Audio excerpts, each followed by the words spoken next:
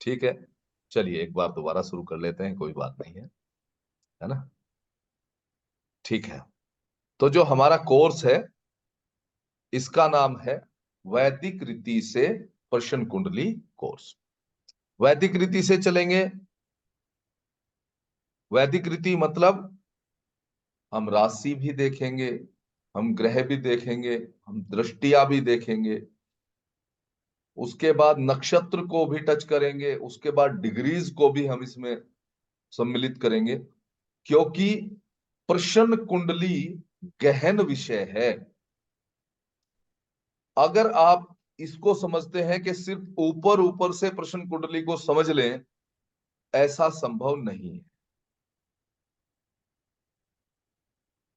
क्योंकि जो जन्म कुंडली होती है, जो एक्यूरेट कुंडली होती है, एक्यूरेट टाइम डेट सब कुछ उसके अंदर होता है। उससे जो हम पत्रिका बनाते हैं, जब उसके अंदर हम इवेंट को खोजते हैं तो वहां पर भी कुछ समस्याएं पैदा हो जाती हैं। तो प्रश्न जो अपने आप में ही एक अद्भुत चीज है, क्यों है उसके बारे में हम आगे आगे चर्चा करेंगे। उसके अंदर से आंसर्स को निकालना बहुत मेहनत का काम है, धैर्य का काम है, ध्यान का काम है। वैदिक रीति से मैं क्यों कह रहा हूं? क्योंकि प्रश्न का अगर आंसर निकाल सकते हैं तो उसमें सबसे अच्छा कार्य वैदिक रीति ही करती है। ठीक है, लेकिन वैदिक रीति के साथ साथ बीच बीच में जहां जरूरत पड़ेगी, जितना आपको जानना जरूरी होगा, उतना मैं टच करता हुआ अन्य रीति को भी चलूंगा। इसकी आप टेंशन ना लें। चाहे उसमें केपी है, चाहे उसमें नाड़ी है, उन चीजों से भी हम टच करेंगे, चीजों को समझेंगे, बस उतना ही जितना टच करने की जरूरत है। क्योंकि चाहे हम किसी भी रीति से प्रश्न का आंसर खोजें, अंततः हमें पूछना तो आंसर पे ही है। तो अब हम वैदिक रीति से पढ़ रहे हैं तो हम वैदिक रीति को ही पढ़ेंगे, टच करेंगे अन्य रीति। ओके, अब सबसे पहले बात यह आ जाती है कि क्या होती है प्रश्न कुंडली। सबसे पहले तो यही समझना जरूरी है कि प्रश्न कुंडली है क्या। तो जैसा यहां लिखा है कि किसी जातक द्वारा पूछे गए प्रश्न,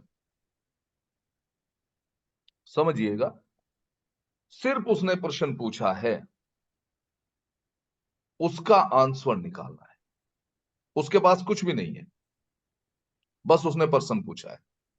या तो फिर उसने कहा कि अमुक कार्य या अमुक इवेंट होगा या नहीं होगा। इस संबंध में उत्तर देने के लिए एक ज्योतिष द्वारा जिस चार्ट या पत्रिका का इस्तेमाल किया जाता है, उसे प्रश्न कुंडली। क्लियर है? कोई किंतु परंतु तो नहीं है? अगर किसी का कोई क्वेश्चन हो या समझ में ना आए, बीच में कहीं पे ऐसा लगे, तो वो वहीं पे मुझे पूछ सकता है। अब अगली चीज आ जाती है, भाई ठीक है प्रश्न कुंडली तो है, लेकिन इसमें प्रश्न ही क्यों? तो प्रश्न इसलिए कि ज्योतिष जो वेदांग के 6 अंग हैं उनमें से एक एक एक है। इसको और गहराई में समझने की कोशिश करेंगे कि प्रश्न ही क्यों। वेदांग के जो 6 अंग हैं उनमें से एक है ज्योतिष। 6 अंग कौन से हैं? शिक्षा, कल्प, निरुक्त, छंद, व्याकरण और ज्योतिष। अब हम बात कर रहे हैं सिर्फ ज्योतिष की। तो ज्योतिष में भी प्राचीन ज्योतिष जो था उसके अंदर इसके 3 पार्ट थे, 3 अंग थे। कौन कौन सा? अब भी है, ऐसा नहीं है तभी थे, अब भी है ना, लेकिन 3 ही थे। क्या थे? गणित, संहिता और होरा। लेकिन नवीन ज्योतिष के अंदर जब और आधुनिक इसके ऊपर रिसर्च हुए, अब की बात नहीं कर रहा हूं, पहले की बात कर रहा हूं, जब और रिसर्च हुए और अनुसंधान हुए, लोगों ने इसको और विश्लेषण किया, हमारे ऋषि मुनियों ने इसको और ध्यान दिया इसके ऊपर, तो यह 3 के बजाय 6 पार्ट में डिवाइड हुआ। किन किसमें? पहला गणित, दूसरा संहिता, तीसरा होरा, जो पहले से ही 3 थे। इसके अंदर 3 अंग और डाले गए, जिसमें शकुन जो सामुद्रिक शास्त्र का है, मुहूर्त और प्रश्न। तो इसका मतलब प्रश्न की इंपॉर्टेंस थी, प्रश्न के विश्लेषण किए गए तो उससे उत्तर सटीक मिले, तो इसलिए प्रश्न को ज्योतिष के अंगों में शामिल किया गया। ठीक है, इसीलिए गरुड़ा कॉलेज ऑफ वैदिक एस्ट्रोलॉजी और वास्तु ने प्रश्न शास्त्र पर यह कोर्स डिजाइन किया है। ठीक है, जिसके अंदर हम जो आपकी स्क्रीन पर टॉपिक दिखाई दे रहे हैं, इनको कवर करेंगे। अगर इनमें से कोई टॉपिक छूटेगा तो प्रश्न शास्त्र को समझना अधूरा रह जाएगा। इसीलिए इसको मैं शॉर्ट नहीं कर पाया इससे ज्यादा। तो क्या क्या पढ़ेंगे? सबसे पहले ज्योतिष का परिचय। ज्योतिष के परिचय का मतलब यह है कि हमारे बीच में लगभग सभी जो स्टूडेंट होंगे वो ज्योतिष को भली भांति समझने जानने वाले होंगे, लेकिन फिर भी कुछ स्टूडेंट हमारे बीच में ऐसे हो सकते हैं जिन्हें ज्योतिष की बहुत ज्यादा जानकारी ना हो तो मोटी मोटी जानकारी। लेकिन क्योंकि प्रश्न है, इसलिए ज्योतिष के जो फर्स्ट के जो अंग हैं, चाहे वो ग्रह हैं, चाहे वो राशियां हैं, या इनका जो दृष्टियां हैं, या तो फिर इनकी मित्रता और शत्रुता है, ये ज्योतिष के सभी विद्यार्थी भली भांति जानते हैं।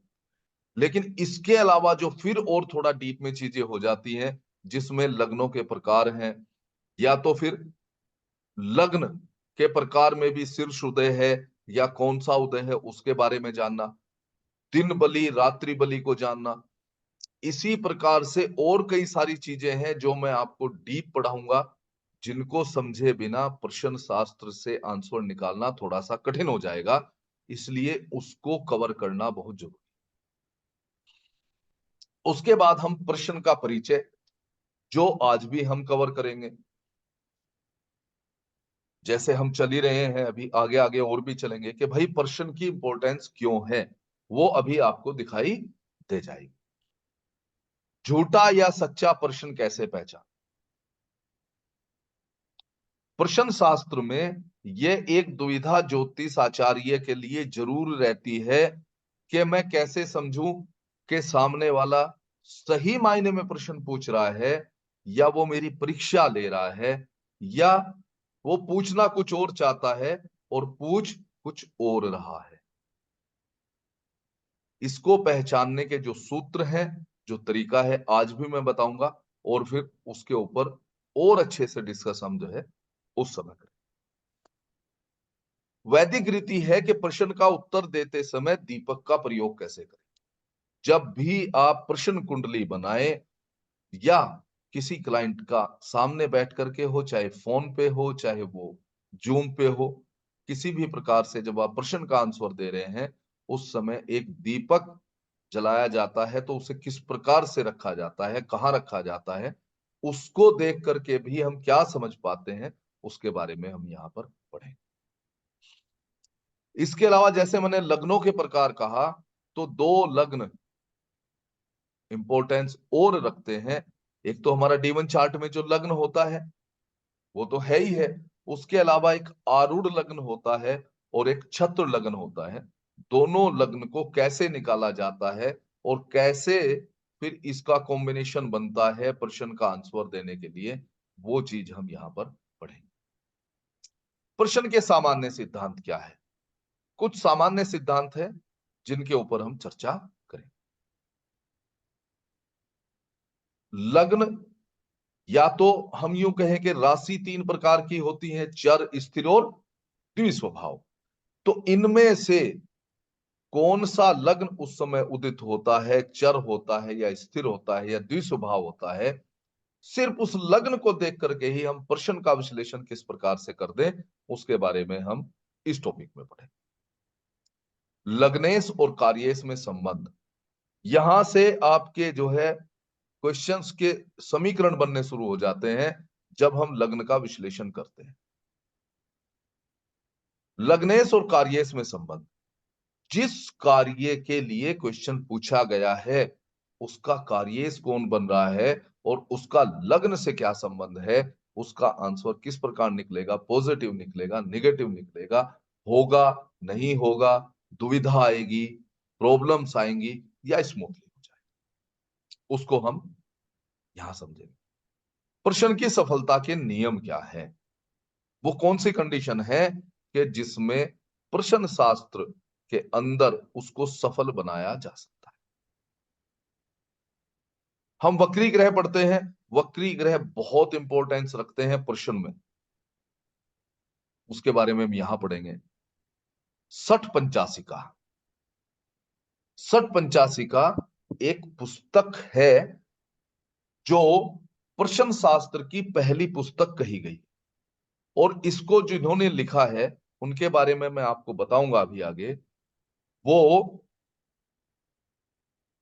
एक सेकंड दी।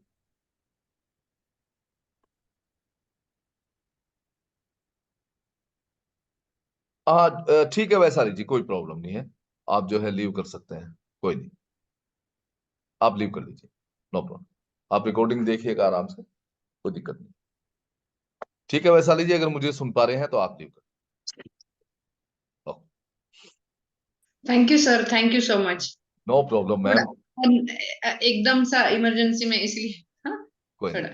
सब सुख शांति ना, बस जी प्रभु की सर, कृपा जी रहनी सर, चाहिए। जी। ठीक है जी ठीक सर, है, नो जी। Problem, no problem, no problem. आप आए इसके लिए धन्यवाद, आप आराम से रिकॉर्डिंग देखिए और फिर ज्वाइन कीजिए, नो प्रॉब्लम। कल सुबह रिकॉर्डिंग अपलोड हो जाएगी, कोई प्रॉब्लम। ठीक है, तो मैं बात कर रहा था सठ पंचासी का। ये जब पुस्तक लिखी गई है इसके अंदर 56 श्लोक है।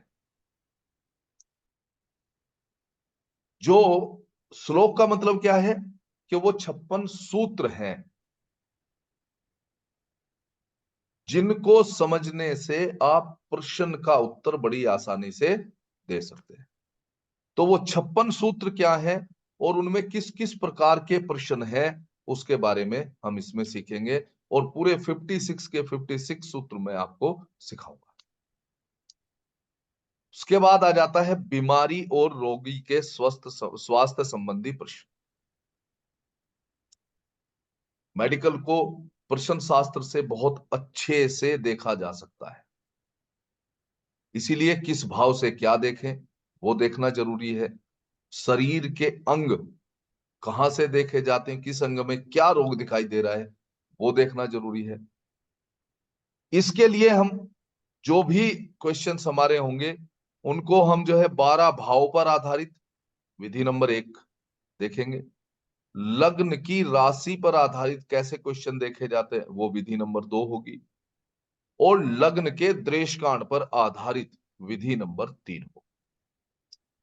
द्रेशकांड के बारे में मुझे मैं समझ क्या मैं समझ सकता हूं कि द्रेशकांड को सभी समझते हैं? हाँ सर, आता है, ड्रेस कैन आता है। ठीक है, प्रभात जी?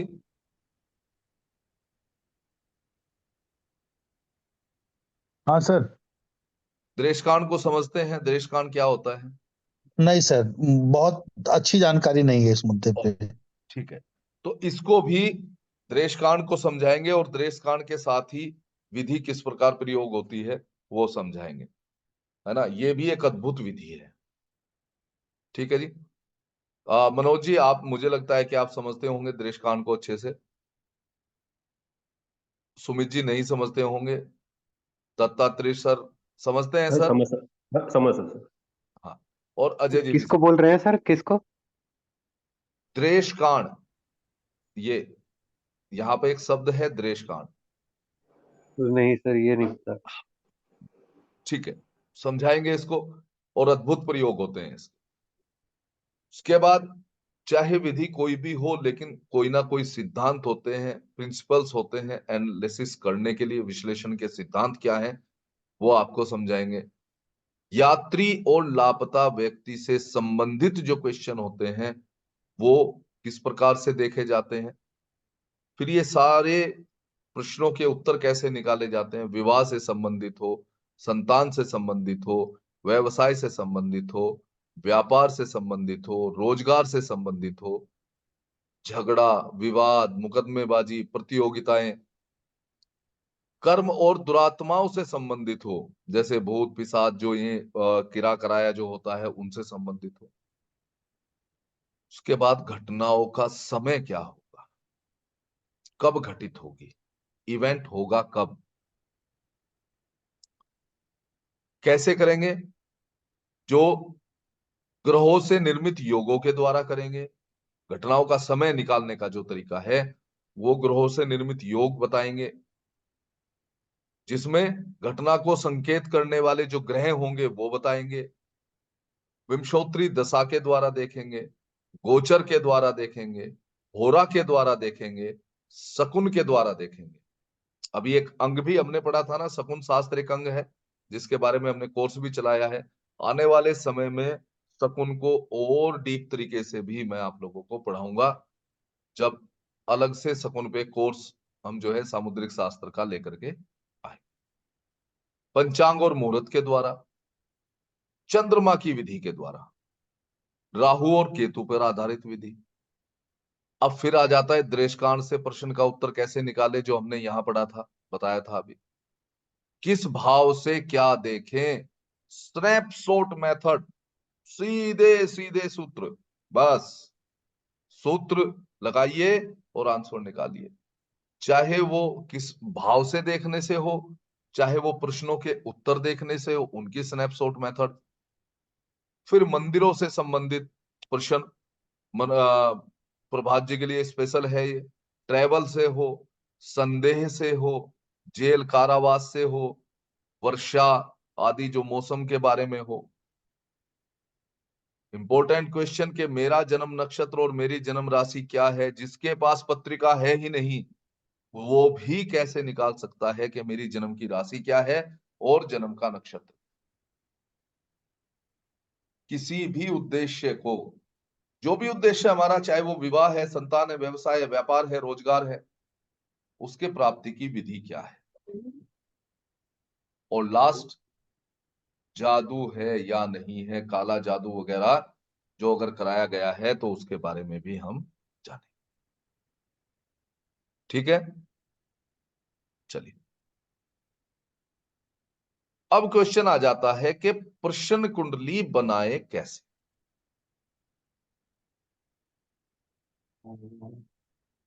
ठीक है जी, क्वेश्चन बनता है कि प्रश्न कुंडली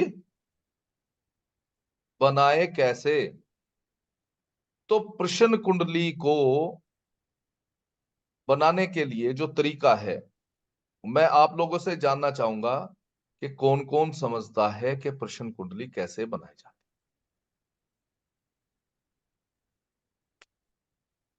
सर एक जब तो भी सर, बोलिए बोलिए। है। नहीं हाँ, बोलिए। आप अपना रेज, अपना येलो कलर का रेज जो हैंड रेज कर लीजिए, फिर मैं वन बाई वन जो है करता रहता हूँ। या तो अगर आप ये काले वाला पर्दा हटा देंगे तो मुझे दिखाई देंगे, तो फिर मैं समझ पाऊंगा। मनोज जी ने तो हटा दिया है, अजय जी अभी हटा नहीं पाएंगे। चलिए, भावना जी बताइए। सर कोई भी अगर ये प्रश्न जातक पूछता है तो उसी टाइम हम लोग को वही टाइम नोट करके उसी टाइम का ये कुछ कुंडली बनाना चाहिए। ठीक है, बहुत अच्छा। हाँ सुमित जी बताइए। मुझे मतलब जिस टाइम पे प्रश्न पूछा वो टाइम लेके, और उससे कुछ देखते हैं, मतलब गोचर में कि ट्रांजिट क्या है। नहीं नहीं, अभी हम और सिर्फ जानना चाहते हैं कि प्रश्न कुंडली कैसे बनाए, ट्रांजिट का कोई रोल नहीं है। जो टाइम होगा उसके अनुसार, जो टाइम उस समय चल रहा होगा, जिस समय प्रश्न पूछा गया होगा। हम्म, बस इतना ही है। ठीक है। मनोज जी क्या और स्पष्ट कर सकते हैं? जी, मुझे नहीं पता सर। अच्छा, ठीक है। सर मैं थोड़ा बता दूं। हाँ प्लीज जो प्लीज जी। जब भी हमारे सामने किसी का सवाल आता है तब उस समय हमको नोट करना है, तो उस टाइम समय का वो पंचांग देखना है। उस पंचांग में ग्रहों की सब स्थिति मिलती है, और सबसे पहले चंद्रमा जो है वो फर्स्ट हाउस में रखना है, चंद्रमा को। बिल्कुल सही। ये देखिए अगर मैनुअल आपको बनाना है तो जैसे दत्तात्रेय सर बता रहे हैं कि आप पंचांग की सहायता लेकर के प्रश्न कुंडली को बना सकते हैं सभी बातों से। प्रभात सर आप भी बताइए प्लीज कुछ। सर मैं आज सुनूंगा ही। ठीक है आप मेरा सुनिए। व्रत है तो थोड़ा थोड़ा मुझे थकावट है आज। अरे सर बहुत बहुत ठीक। धन्यवाद। आप जो है आराम से सर रहिए, कोई प्रॉब्लम नहीं है सर। अच्छा देखिए जैसा भावना जी ने भी बताया, दत्तात्रेय सर ने बताया, सुमित जी ने भी। प्रश्न का मतलब, प्रश्न कुंडली का मतलब क्या है, कैसे बना है? सबसे पहली बात तो यह है कि जैसे हम जन्म कुंडली बनाते हैं सेम उसी तरीके से प्रश्न कुंडली बनती है। सीधी सी बात, पहला फंडा क्लियर। क्योंकि जन्म कुंडली कब बनती है? जब बच्चा जन्म लेता है, ठीक है। तब उस समय स्काई में, आकाश में ग्रहों की, राशियों की, आपके नक्षत्र की कहां स्थिति है, वही स्थिति को हम जब पेपर पर उतारते हैं उसको हम उसकी जन्म कुंडली कहते हैं, ठीक है। उसी प्रकार जब प्रश्न कुंडली बनती है तो उस समय प्रश्न का जन्म होता है। जन्म वहां भी हुआ, जन्म यहां। तो जब प्रश्न का जन्म हुआ उस समय आकाश में ग्रह, नक्षत्र, राशियों की जो स्थिति है वो हम पेपर पर उतारते हैं, उसी को हम प्रश्न कुंडली कहते हैं, ठीक है। लेकिन इसमें दो तीन किंतु परंतु आते, ठीक है। उससे पहले अब अगर हम पत्रिका को मैनुअल बना रहे हैं तो जैसे दत्तात्रेय जी ने कहा, तो पंचांग की मदद लेकर के उसी समय की, जब वो क्वेश्चन पूछा गया है, जब उस प्रश्न ने जन्म ली, उसी समय की पत्रिका हम बना लेते, ठीक है। ओके। दूसरा तरीका क्या है? सॉफ्टवेयर में डालते हैं और उसी समय की पत्रिका बन जाती है। लेकिन किंतु परंतु इसमें जो आते हैं वह आते हैं कि अगर एस्ट्रोलॉजर यहां सहारनपुर में बैठा है और मुंबई में बैठा हुआ व्यक्ति क्वेश्चन पूछता है, तो क्या मुंबई के अकॉर्डिंग पत्रिका बनेगी या सहारनपुर के अकॉर्डिंग पत्रिका बनेगी? सहारनपुर के हिसाब से पत्रिका बनेगी। जहां पर एस्ट्रोलॉजर बैठे हैं वहीं की वो पत्रिका बनाएंगे, ठीक है। पहला क्वेश्चन। दूसरा क्वेश्चन आता है कि मान लीजिए आप एस्ट्रोलॉजर कहीं ट्रेवल कर रहे हैं या मार्केट में है या इवन किसी भी इवेंट में वो है, उस समय उनसे कॉल आए, प्रश्न पूछा जाए और वो ये कहें कि मैं इसका उत्तर जो है आपको 2 घंटे बाद दूंगा या 3 घंटे बाद दूंगा, तो पत्रिका किस समय की बने? जब क्लाइंट ने आपको फोन करके पूछा तभी का टाइम नोट करना है, और बोलिए बोलिए। हाँ वो टाइम से पत्रिका बनाएंगे तो अच्छा है, क्योंकि उनको तब भी क्वेश्चन आया, यानी वो अमल में तब भी आया ना, तो तब भी का बनाएंगे तो सबसे अच्छा है। बस यही ध्यान रखना है, चाहे वो फोन पे हो, आपको चलते हुए क्वेश्चन पूछ ले, ऐसा भी हो सकता है फोन पे ना हो, आप कहीं जा रहे थे, कोई व्यक्ति उस समय क्वेश्चन पूछ ले, आप उस समय जवाब नहीं दे सकते हैं, बाद में देना चाहते हैं, तो एक ही बात ध्यान रखिए बस, जब प्रश्न का जन्म हुआ उसी समय की पत्रिका बनेगी। अब वो चाहे आप 2 दिन बाद बना दीजिए, लेकिन पत्रिका उसी समय की बनेगी जब आपसे क्वेश्चन पूछा गया है।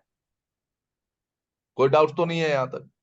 ओके, ठीक है।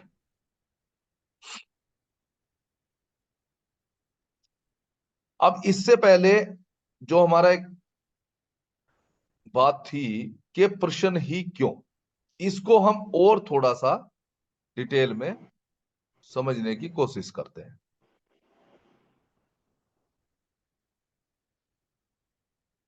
एक मिनट, प्रेजेंटेशन कहीं भाग गया था, इसको और समझने की कोशिश करते हैं। या प्रश्न कुंडली ही क्यों, भाई बात तो ये आ जाती है कि प्रश्न कुंडली ही क्यों, बार बार यही क्वेश्चन आएगा। तो प्रश्न कुंडली और जन्म कुंडली का अंतर आपने समझा कि जन्म कुंडली जब बनी जब बच्चे ने जन्म लिया, प्रश्न कुंडली तब बनी जब प्रश्न ने जन्म लिया। तो प्रश्न को जन्म लेने की आवश्यकता ही क्यों है? आप ऐसा क्यों नहीं कह सकते हैं जब उसने क्वेश्चन पूछा कि यजमान या भाई साहब या कोई भी, आप ऐसा कीजिए, आपकी बर्थ डिटेल वगैरह मुझको भेज दीजिए, मैं चेक करके आपको बताऊं, ये भी कह सकते हैं। लेकिन प्रश्न ही क्यों, मामला यही है, हर चीज तो प्रश्न है, आंसर हमने खोजना है।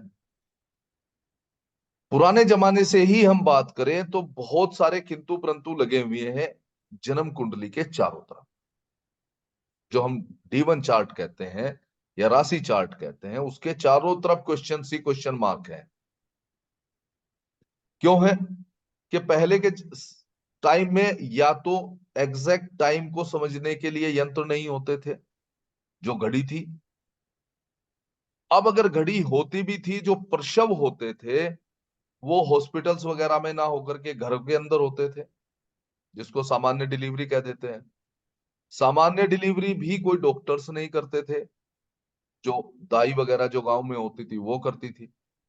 तो जब बच्चे का जन्म होता था तो वो उस टाइम वगैरह के बजाय कंडीशंस बहुत सारी ऐसी होती थी कि वो माँ और बच्चे को ही संभालने में समय निकल जाता। और उसके बाद जब कहीं टाइम नोट करने का नंबर आता था तो उस समय 5 मिनट 10 मिनट 15 मिनट की कहीं ना कहीं गलती संभव थी। पहली चीज ये। दूसरी चीज क्या है फिर, कि आज भी बहुत सारे ऐसी मामले हैं कि जहां पत्रिकाएं हैं ही नहीं, और अगर है भी तो फिर वही टाइम का संशय है। ठीक है, वही टाइम का संशय है।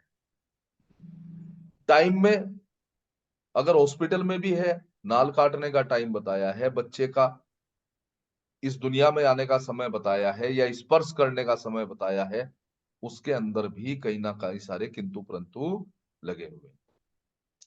इसके अलावा बालिकाओं के मामले में पहले समय से ही कई सारे मामले गलत चले आ रहे हैं, चाहे वो उनके विवाह को लेकर के हो, चाहे अगर पत्रिका बना भी दी है, अगर पत्रिका बनाई भी है तो उसमें छुपा ली जाती है। क्यों छुपाई जाती है? कि उसके अंदर अगर कहीं मांगलिक दोष है या और कोई दोष है तो शादी के समय में प्रॉब्लम आ सकती है। तो उस समय के लिए जो हमारी बच्चियां हैं, महिलाएं हैं, उनकी पत्रिकाएं भी बहुत कम मिलती हैं। ठीक है, उस वजह से भी प्रश्न को इंपॉर्टेंस दी गई है। इसीलिए ये पद्धति प्रचलन में लाई गई और इसको कहा गया प्रश्न शास्त्र, या तो हम इंग्लिश में कहते हैं होरेरी। ठीक है, अच्छा चलो, हमने फिर एक और बात मान ली कि भाई टाइम ठीक है 5-10 मिनट ऊपर नीचे है, तो हमारे पास कुछ विधियां हैं कि जिनसे हम बर्थ टाइम रेक्टिफिकेशन कर सकते हैं। लेकिन आज भी कोई विधि संतुष्टि प्रदान नहीं करती है। बर्थ टाइम रेक्टिफिकेशन की कोई विधि ऐसी नहीं है जो ये कह दे कि हाँ हम करेक्ट बर्थ टाइम रेक्टिफिकेशन कर रहे हैं। उसमें भी कहीं ना कहीं थोड़ा बहुत जो है अंतर रह जाता है। तो लास्ट में क्या बना फिर, इसीलिए उन सारी चीजों को देखते हुए बनाया गया प्रश्न शास्त्र। ठीक है, ओके।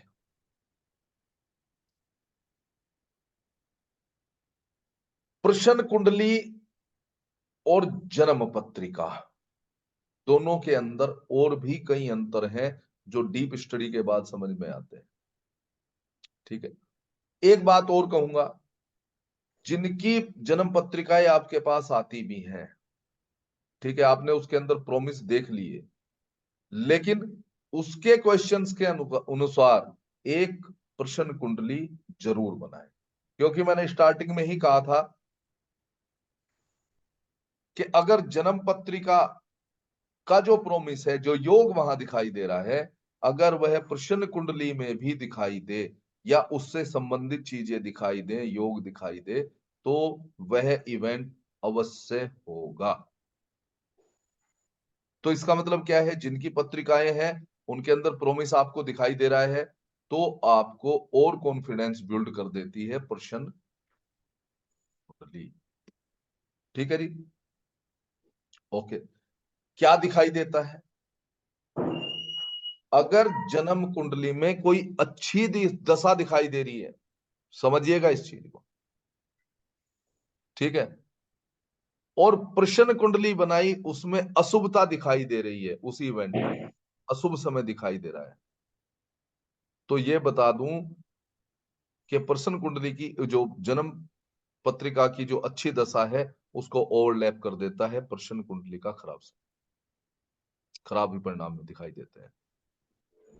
ठीक है, और अगर जन्म कुंडली में अशुभ दशा है और प्रश्न कुंडली में अच्छा समय बता रही है उस वर्तमान समय को, तो वो समय अच्छा ही गुजरता है।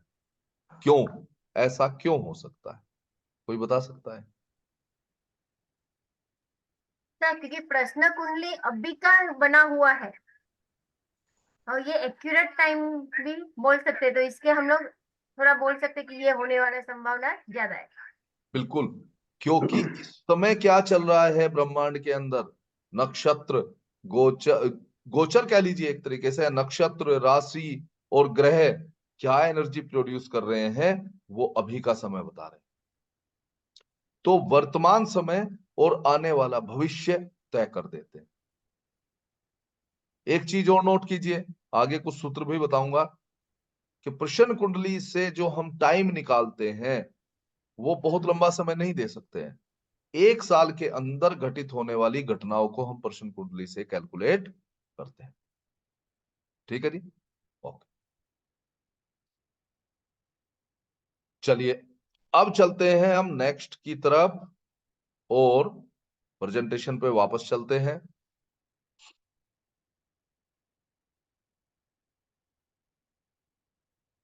जैसा मैंने पहले भी कहा कि बहुत सारी बार ऐसा होगा कि व्यक्ति क्वेश्चन सही पूछ रहा है या उसके मन में और कोई प्रॉब्लम है, उससे आपको एक एस्ट्रोलॉजर को लड़ना पड़ता है आंतरिक तौर पर। उसे कह भी नहीं सकते, उसको कह भी नहीं सकते कि भाई आप क्या पूछना चाह रहे हो, लेकिन प्रश्न पूछा हुआ प्रश्न झूठा है या सच्चा प्रश्न है, इसको मूक दृष्टि से या मूक तरीके से कैसे पहचाने, उसके बारे में हम बात करें। चलिए, सूत्र लिखिए।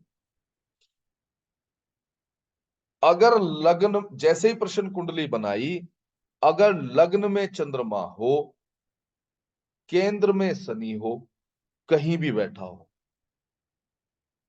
ठीक है, और बुध अस्त हो, तो समझिए कि जो प्रश्न पूछ रहा है उसकी भावना उस प्रश्न को पूछने की है ही नहीं, वो किसी और मोडस ऑपरेंडी कह लीजिए, या वो किसी और मेंटेलिटी से आपको क्वेश्चन पूछ रहा, चाहे वो आपका बेवकूफ बनाने के लिए पूछ रहा हो, आपकी परीक्षा लेने के लिए पूछ रहा हो, या अन्य किसी और विजन से वो पूछ रहा हो, किसी और रीजन से पूछ रहा हो। दूसरा सूत्र क्या है, लग्न में चंद्रमा और बुध और मंगल कहीं भी बैठे हैं लेकिन उनकी दृष्टि चंद्रमा पर आ रही हो, तो कहां से आएगी दृष्टि, बुध की दृष्टि कहां से आएगी,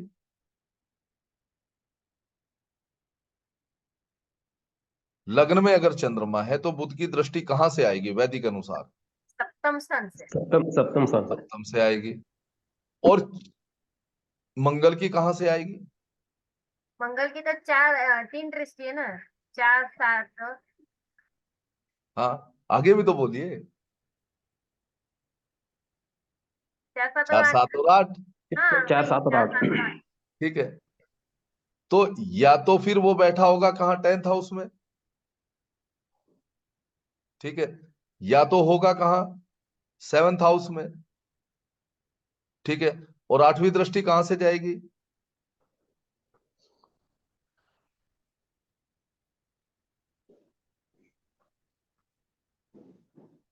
भाई सप्तम हाउस से 7वीं दृष्टि गई, तो 8वीं कहां से जाएगी? 6 से जाएगी या 8 से जाएगी?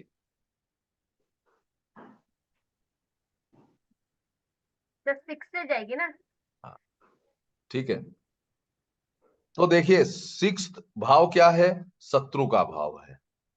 7वां भाव विरोधी का भाव है। ठीक है, और चौथी दृष्टि मंगल की पूर्ण दृष्टि होती है जो दंगल करती है, यानी कि उसके अंदर कहीं ना कहीं आपके प्रति बुरा भाव लेकर के वो क्वेश्चन पूछ रहा है। ठीक है, एक चीज और नोट कीजिए, लग्न और चंद्रमा प्रश्न में बहुत बड़ा इंपॉर्टेंट रोल प्ले करते हैं। ठीक है, ओके। तीसरा सूत्र क्या है? सप्तमेश बिना किसी शुभ युति के हो और गुरु बुध या सप्तमेश के शत्रु ग्रहों से दृष्ट हो। सप्तमेश कौन दृष्ट हो? सप्तमेश, यानी कि सप्तमेश पर उसके शत्रु ग्रहों की दृष्टि जा रही हो, या तो फिर बुध की दृष्टि जा रही हो, या तो फिर गुरु की दृष्टि जा रही हो, और सप्तमेश बिना किसी शुभ युति के होना चाहिए। ठीक है, तो भी पूछने वाला जो प्रश्न पूछ रहा है वो प्रश्न पूछने की इंटेंसिटी से नहीं पूछ रहा है, उसका भाव कुछ और है।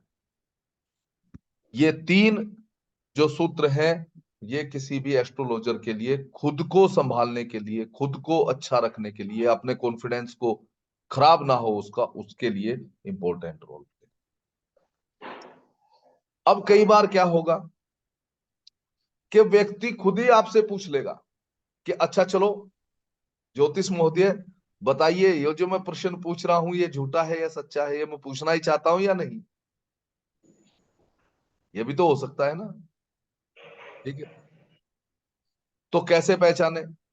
अब उसने क्वेश्चन भी पूछ लिया और पूछ लिया कि बताइए ये प्रश्न सही है या गलत है, मैं क्या पूछना चाहता था या नहीं पूछना चाहता था। तो अगर जब प्रश्न कुंडली आपने बनाई, अगर लग्न में शुभ ग्रह है तो व्यक्ति सही क्वेश्चन पूछ रहा है, फिर आप उसका उत्तर खोजिए। ठीक है, यदि लग्न या सप्तम भाव पर चंद्रमा, बृहस्पति और बुध की दृष्टि हो तो भी प्रश्न ठीक है।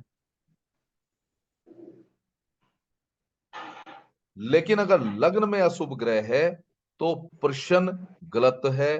प्रश्नकर्ता प्रश्न को लेकर के गंभीर। अब हम पूरा कोर्स तो पढ़ रहे हैं और स्टार्टिंग यही चीज जो हमारे लिए इंपॉर्टेंट है वो ना समझे तो कोई फायदा नहीं है। मैं डेमो चाहे कितना भी दे दूं आपको।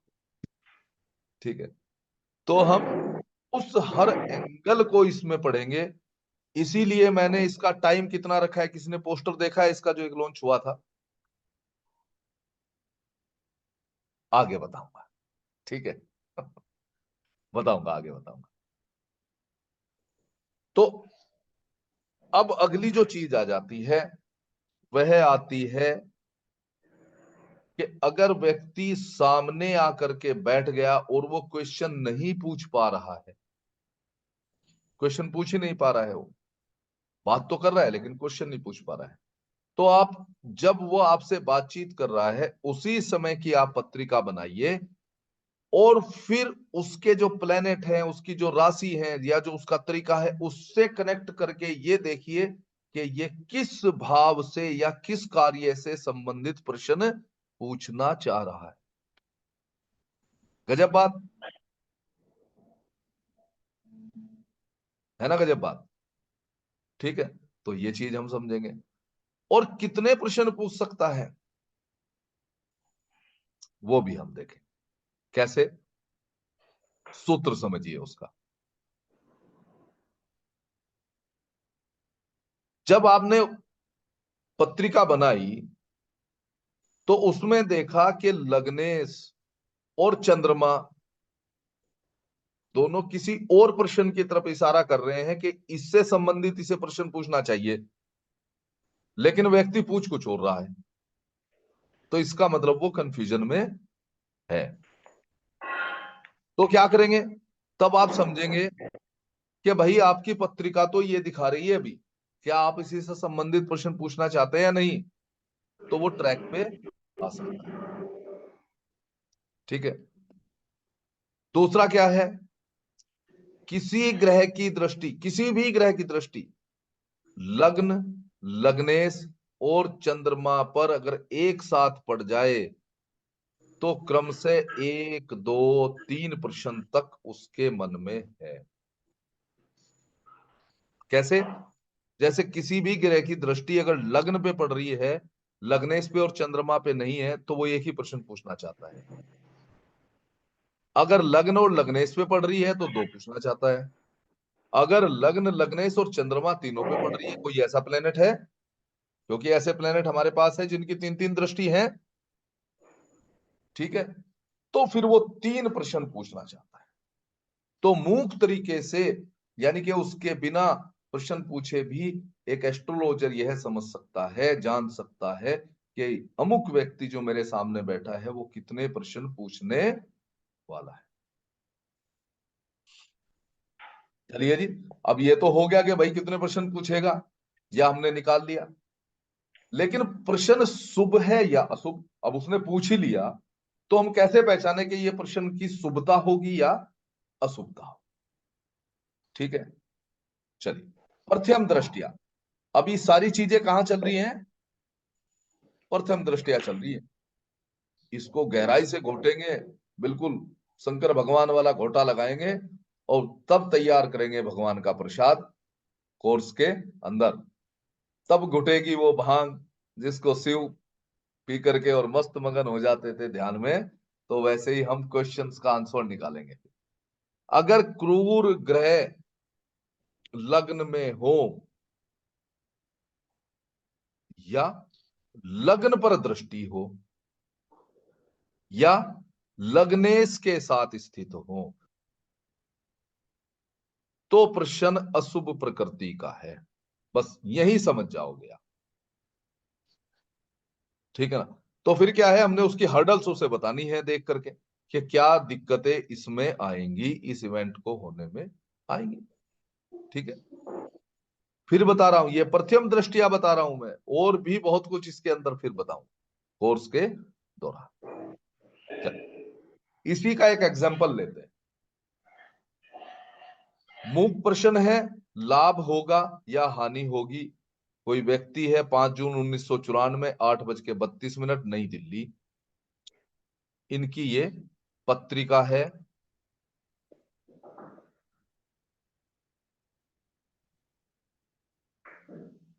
ठीक है, पत्रिका को ध्यान से देखिए।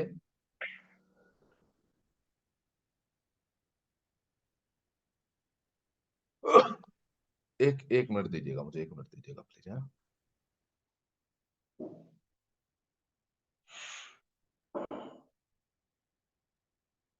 सर्दी ने अपना रूप दिखाना शुरू कर दिया है अभी हमारे ऊपर भी। ठीक है, ये पत्रिका आप देख रहे हैं, इससे हमें ये निकालना है कि भाई प्रश्न वो अशुभ प्रवृत्ति का है, प्रकृति का है या शुभ प्रकृति का है। तो मैंने 2 चीज आपको बताई थी कि लग्न और चंद्रमा इंपॉर्टेंट रोल प्ले करते हैं। ठीक है, हम जिस भी प्रश्न का आंसर निकालेंगे उसमें हम सबसे पहले ही लग्न को देखें। अब इस पत्रिका में देखिए, यहां तो लग्नेश भी कौन है? खुद ही चंद्रमा है। अनम्यूट हो जाइए सभी के सभी प्लीज। बस जिसके पीछे शोर है वो अनम्यूट ना करे, नहीं तो सभी अनम्यूट हो जाएं और पार्टिसिपेट करें, समझे इस चीज को। ठीक है, ओके। उदित लग्न कौन सा है? जब आप प्रश्न कुंडली बनाएंगे तो जो उसमें लग्न आएगा उसको हम क्या कहेंगे? उदित लग्न कहेंगे। तो यहां पर लग्न किसका है? चंद्र का, कर्क लग्न। कर्क लग्न है। ठीक है चंद्र जी, का। यहां पर लग्न है कर्क, जिसका स्वामी है चंद्रमा और जाकर के कहां बैठा है? 10वें भाव में। 10वें भाव में। तो इससे आपको प्रथम दृष्टिया क्या समझ में आता है?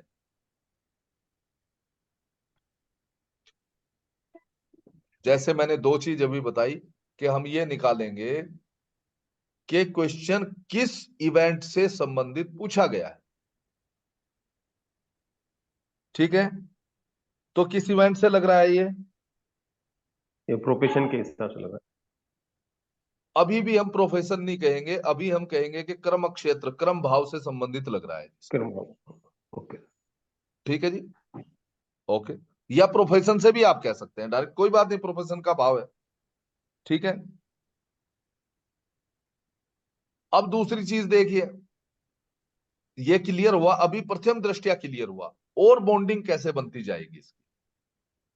अब दूसरी चीज देखिए कि यहां पर बैठा है दशमेश खुद, दशमेश स्वयं यहीं पर बैठा है, और उसकी दृष्टि, पूर्ण दृष्टि, चौथी दृष्टि कहां जा रही है? लग्न में। लग्न के ऊपर। तो फिर समझ में आया कि क्वेश्चन किससे होना चाहिए? प्रोफेशन से रिलेटेड होना चाहिए। तीसरी चीज जो यहां पर दिखाई नहीं दे रही है, आपको मैं बता देता हूं कि चंद्रमा केतु के ही नक्षत्र में बैठा हुआ है, और केतु कहां बैठा है? 10वें भाव में। खुद ही कहां बैठा है वो? 10वें भाव में। भाव में। तो और क्लियर हो रहा है कि भाई क्वेश्चन कहां से होना चाहिए? 10वें भाव का। प्रोफेशन से रिलेटेड होना चाहिए। हम्म। ठीक है, अब बात करते हैं लग्न पर, फिर वापस डिस्कस करते हैं। लग्न कैसा है? सम और विषम दो चीजें होती हैं। ठीक है, भाव भी सम विषम होते हैं और राशियां भी सम विषम होती हैं, इसमें तो कोई कंफ्यूजन नहीं है। हम्म, तो लग्न कैसा है? समभाव में। सम है, हम्म। भाव नहीं। अभी लग्न क्या है? हाँ, सम सम है। सम। ठीक है, अब इसका नवमांश देखिए कौन सा है। नवमांश के बारे में सभी जानते हैं क्या? हाँ। कौन से नंबर का नवमांश है ये? हम्म, चौथे नंबर का। चौथे नंबर का है सर, पहले नंबर का है। एक नवमांश कितने डिग्री का होता है? 3 अंश 20 कला का। 30 डिग्री को 9 से भाग दीजिए, 30 कितना आया? अंश 3 अंश 3 20 डिग्री कला का। 20 मिनट। 3 डिग्री हाँ। 20 कला। ठीक है ना, 3 डिग्री 20 मिनट कह लीजिए, है ना। ओके, तो इसका मतलब यह है कि ये पहला नवमांश है, पहले नवमांश में स्थित है लग्न। हाँ या ना? Yes sir. देखिए, सर जब तक पहले आप नमाज नहीं में। साथ देंगे मजा नहीं आएगा, समझ में नहीं पाओगे। नहीं पहले नहीं, पहले नमाज, पहले पहले नमाज में। पहले नवमांश में हम्म, मैं आपको एक टेबल सिखाऊंगा, एक चीज सिखाऊंगा जिसके अंदर जीव, द्रव्य, धातु कैसे देखी जाती हैं। तो यह जीव, पहला जो नवमांश है वो जीव को दिखाता है, और जीव में भी जीव पीड़ा को दिखाता है या चिंता को दिखाता है। तो इसका मतलब ये व्यक्ति प्रोफेशन से क्वेश्चन पूछना चाहता है, प्रोफेशन को लेकर के ये चिंता में है। है। ठीक है, ये भी कंफर्म हुआ। ओके, अब अगली बात देखिए,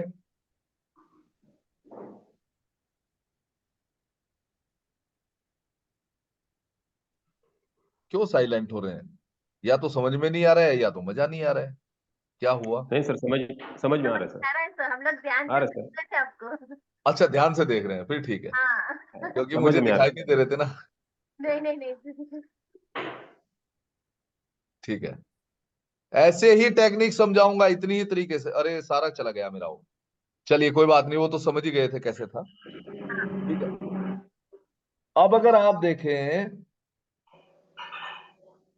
तो चंद्रमा और गुरु दोनों एक दूसरे के समसप्तक हैं और एक दूसरे पर दृष्टि डाल रहे हैं। है।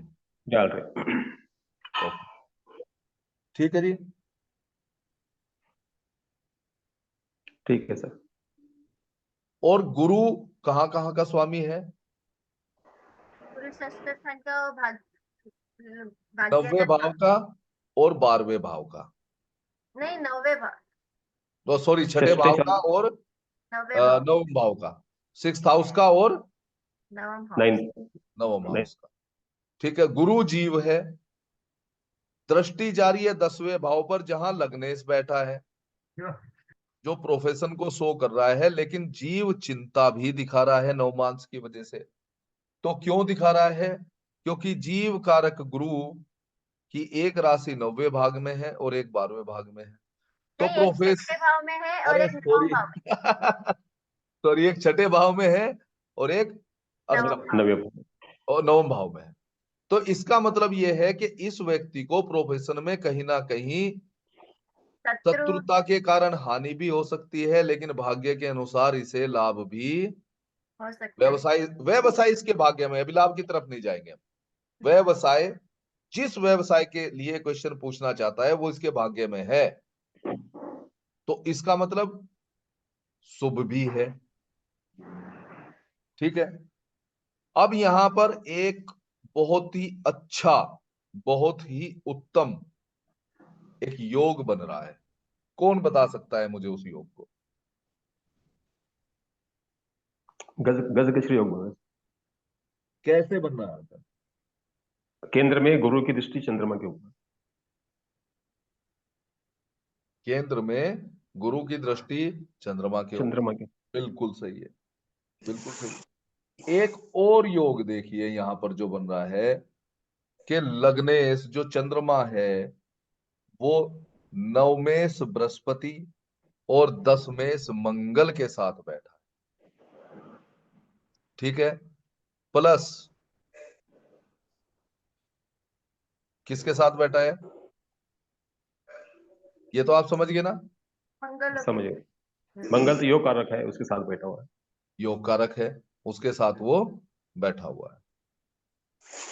तो यहां तक हमें क्लियर हो रहा है कि ये सारा का सारा जो ताना बाना चल रहा है, इस व्यक्ति के अंदर जो ताना बाना चल रहा है वो किसको लेकर के चल रहा है? प्रोफेशन को लेकर के चल रहा है। अब व्यक्ति से जब क्वेश्चन पूछा गया, मतलब एस्ट्रोलॉजर ने पूछा कि हाँ भाई ये मामला है, कि जी हाँ यही है, मैं व्यवसाय को लेकर के परेशान चल रहा हूं। तो भाई किस लिए चल रहा है? तो इसने बताया कि एक कॉन्ट्रैक्ट मुझे कहीं से मिल रहा है, लेकिन मुझे ये समझ में नहीं आ रहा है कि वो कॉन्ट्रैक्ट में मुझे लाभ होगा या हानि। हाँ जी।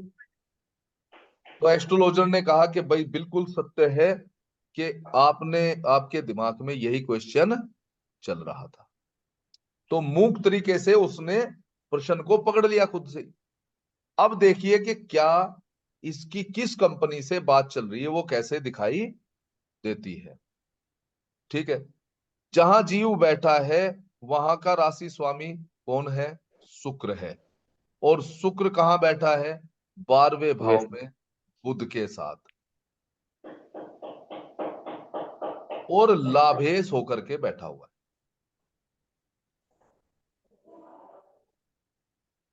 दूसरी राशि कहां है इसकी? शुक्र की 11वें भाव में।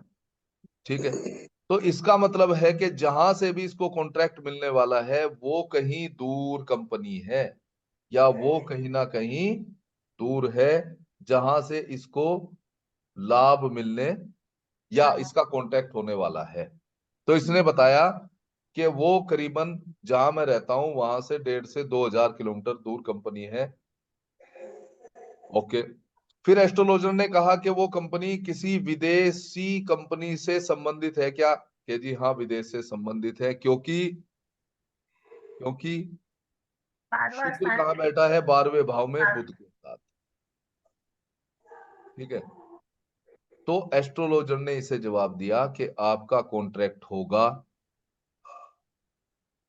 आपको लाभ भी मिलेगा, लेकिन क्योंकि जीव कारक गुरु छठे भाव और नवम भाव का भी स्वामी है, इसलिए आपको कहीं ना कहीं किसी शत्रु के कारण लॉस भी हो सकता है। ठीक है। दूसरा लॉस कहां से दिखाई दे रहा है? स्ट्रगल कहां से दिखाई दे रहा है? शनि से, शनि स्ट्रगल की का कारण कौन है? शनि। ठीक है। शनि की दृष्टि तीसरी जारी है क्या कहीं 10वें भाव पे?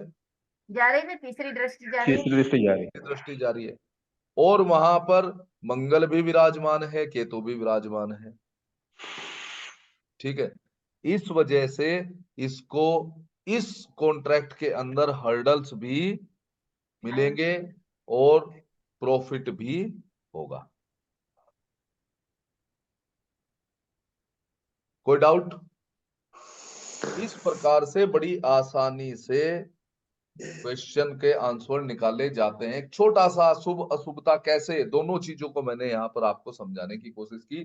कोई क्वेश्चन हो तो वो मेरे से पूछ सकता है। सर गुरु वक्री है, इसका कुछ फर्क पड़ता हाँ, है? बिल्कुल फर्क पड़ेगा सर। गुरु वक्री होने से अपने ही घर को देख रहा है। Okay sir. ठीक है। तो वो लाभ ही करेगा, ना कि हानि करेगा। ठीक है जी। सर ये प्रश्न कुंडली बनाते समय चंद्र कुंडली बनाना देखना ठीक रहेगा या लग्न कुंडली देखना ठीक रहेगा? सर आप सिर्फ पत्रिका बनाइए।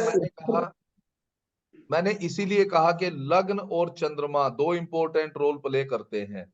तो अब आप अलग से चंद्र कुंडली बनाइए, नहीं तो चंद्र कुंडली को यहीं पे आप जो है समझिए, हम समझाएंगे आपको कैसे देखा जाता है। अच्छा, ठीक दत्ता है। सर, ऐसे सूत्र आपको रेडी निकोलर, जब मैंने उसके आगे लिख ही दिया कि ये कौन से हैं, स्नैपशॉट सूत्र हैं, और कितनी डिटेल में जाएंगे वो अभी अभी आगे आगे और चलेगा। अभी तो थोड़ा सा जो है सर्दी में गर्माहट आई है, बिल्कुल सर। है ना। चलिए, जैसा मैंने स्टार्टिंग में जिक्र किया थे, सठ पंचाशिका,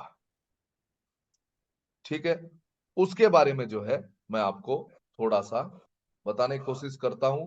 बाकी कितना डीप है इसके अंदर, और इन 56 श्लोक को आपको श्लोक बाय श्लोक समझाऊंगा, कैसे सूत्र इनसे निकले हैं, और कैसे दिखाई देते ही आप उसका आंसर हाँ या ना में तुरंत दे सकते हैं। तो पहले सठ पंचाशिका है क्या, उसके बारे में हम समझते हैं। 7वीं शताब्दी में पृथु यशस नामक एक एस्ट्रोलॉजर हुए, बहुत विख्यात एस्ट्रोलॉजर थे उस समय के। उनके द्वारा 56 श्लोक वाली सठ पंचाशिका लिखी गई। अब ये कौन थे पृथु यशस? ये अपने समय के, उस समय के और भी बड़े महान खगोल शास्त्री और ज्योतिषी वराहमिहिर, जिनके नाम से शायद ही कोई ज्योतिषी हो के नहीं जानता होगा।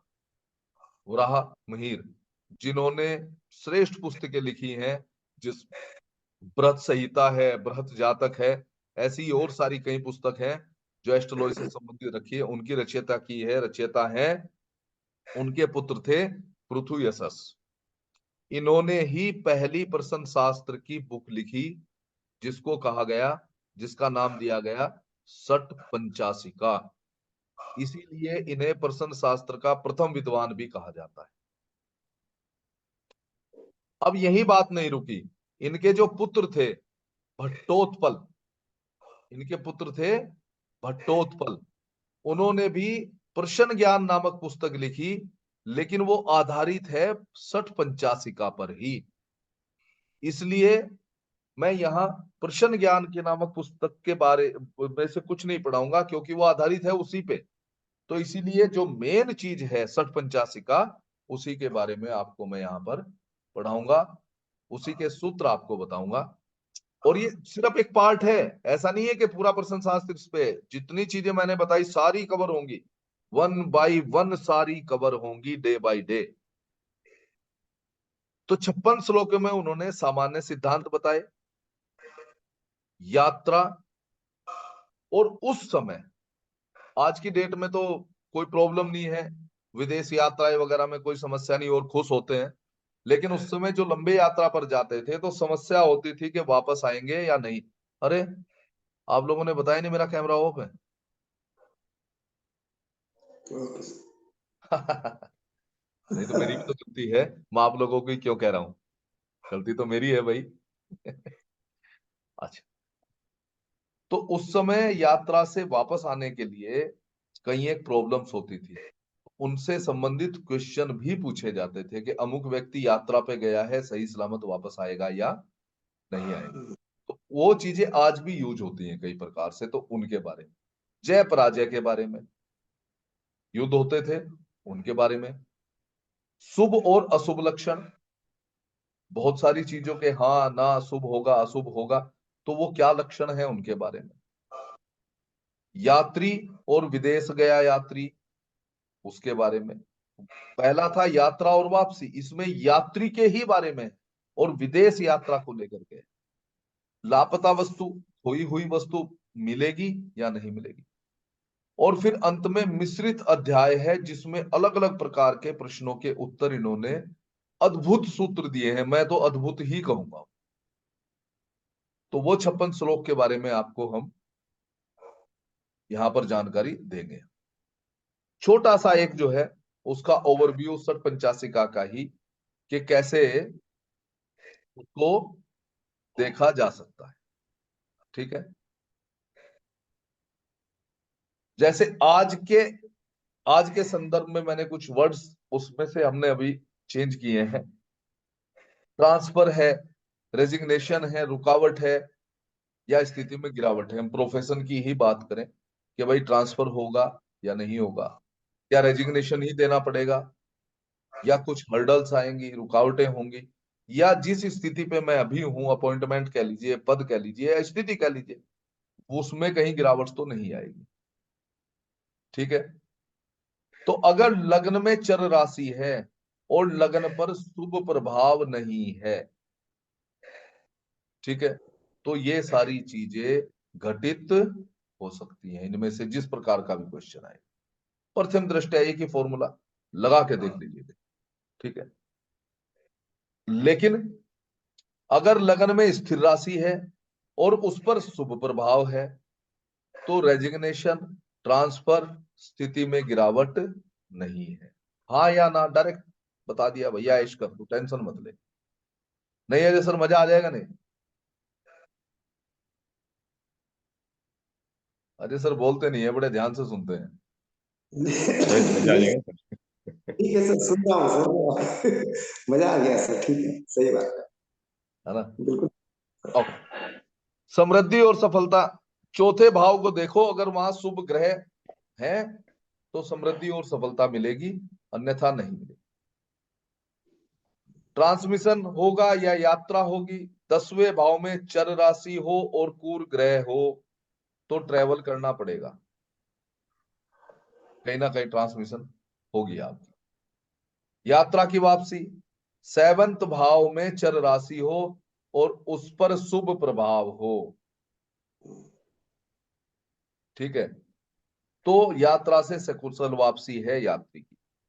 लेकिन अगर लगन स्थिर है और उस पर अशुभ प्रभाव है तो यात्रा से वापसी सही सलामत नहीं है। ऐसा देखिए, पुराने समय को लेकर के भी कहा गया है, क्योंकि तब तो पैदल यात्री होते थे, अचानक रास्ते में बहुत सारी दिक्कतें होती थी। लेकिन आज के समय में भी अगर ये रिजल्ट निकलता है तो कोई ना कोई हर्डल, कोई ना कोई समस्या उसकी यात्रा में जरूर आएगी, है ना। विदेश यात्रा भी कर रहा है तो एयरपोर्ट पे देखे ना, आजकल वीडियो आती है, मेरा टिकट गुम हो गया है जी, मुझे ये कर दिया है जी, मुझे वो कर दिया है जी, और समझ में नहीं आ रहा कैसे जाऊंगा या वो जाऊंगा, तो वो सब चीजें संभव हो सकती है। नेक्स्ट है लापता वस्तु की प्राप्ति, प्राप्त होगी या नहीं होगी। लापता वस्तु में फिर हम आपको बहुत सारी चीज और पढ़ाऊंगा, वहां डीप पढ़ाऊंगा इसको कि क्या कहीं रख के भूल गए हैं। फिर उसमें यह भी पहचान कराऊंगा कि जिसने चुराई है वो स्त्री है या और पुरुष है। पुरुष है तो किस टाइप का है, स्त्री है तो किस टाइप की है, कहाँ रखी हो सकती है, सारी चीज डीप पढ़ेंगे। लग्न में शुभ चंद्रमा हो, बृहस्पति या शुक्र की उस पर दृष्टि हो तो वस्तु की प्राप्ति होगी। या तो फिर 11वें भाव में बलवान और शुभ ग्रह हो। लॉजिक वही है जो जन्म पत्रिका के हैं, लेकिन बहुत सारे अंतर हैं, यह ध्यान समझिएगा। ठीक है।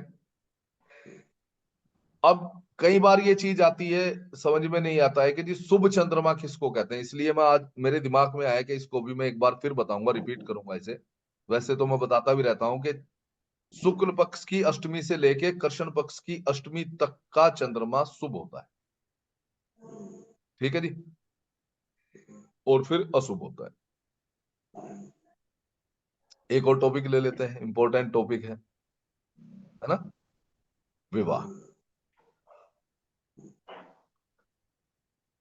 अच्छा, यहाँ एक बात और बताना चाह रहा था कि ये जितनी भी चीजें हैं, ये जो क्वेश्चंस के आंसर आप देंगे, फिर दोबारा बता देता हूं, प्रश्न शास्त्र में लास्ट लिमिट 1 ईयर है। 1 साल के अंदर घटित होने वाली घटनाओं को आप समझते हैं, अगले साल की जवाबदारी नहीं है भैया, दोबारा क्वेश्चन पूछना, ठीक है जी। विवाह,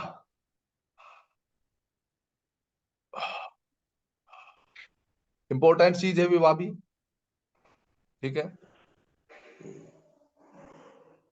इसको करने से पहले मैं कुछ आपको सूत्र बता देता हूं, क्योंकि नहीं तो पत्रिका पे ही ध्यान रहेगा।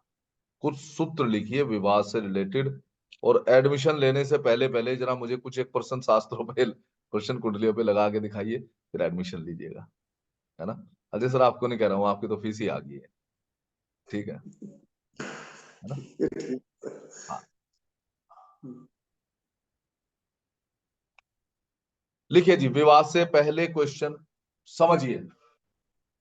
सबसे पहले ही बात आती है विवाह के लिए कि रिश्ता होगा या नहीं होगा, मिलेगा नहीं मिलेगा, ठीक है। तो सामान्य तरीके से मैं, आपको पता है ना जैसे भावना जी, मैं कहता हूं कि ज्योतिष को कैसे समझना है, बिल्कुल सामान्य तरीके से समझना है। तो सीधी सी बात है, विवाह हम करते किस लिए हैं, बंधन के लिए। बंधन में कौन बनते हैं, एक स्त्री एक पुरुष, यानी एक मैं और एक मेरा विरोधी। तो कौन से भाव हैं वो दोनों ही, 7वां सर, 7th। पहला और सातवां सर, दोनों कहिए, यस सर। पहला और सातवां।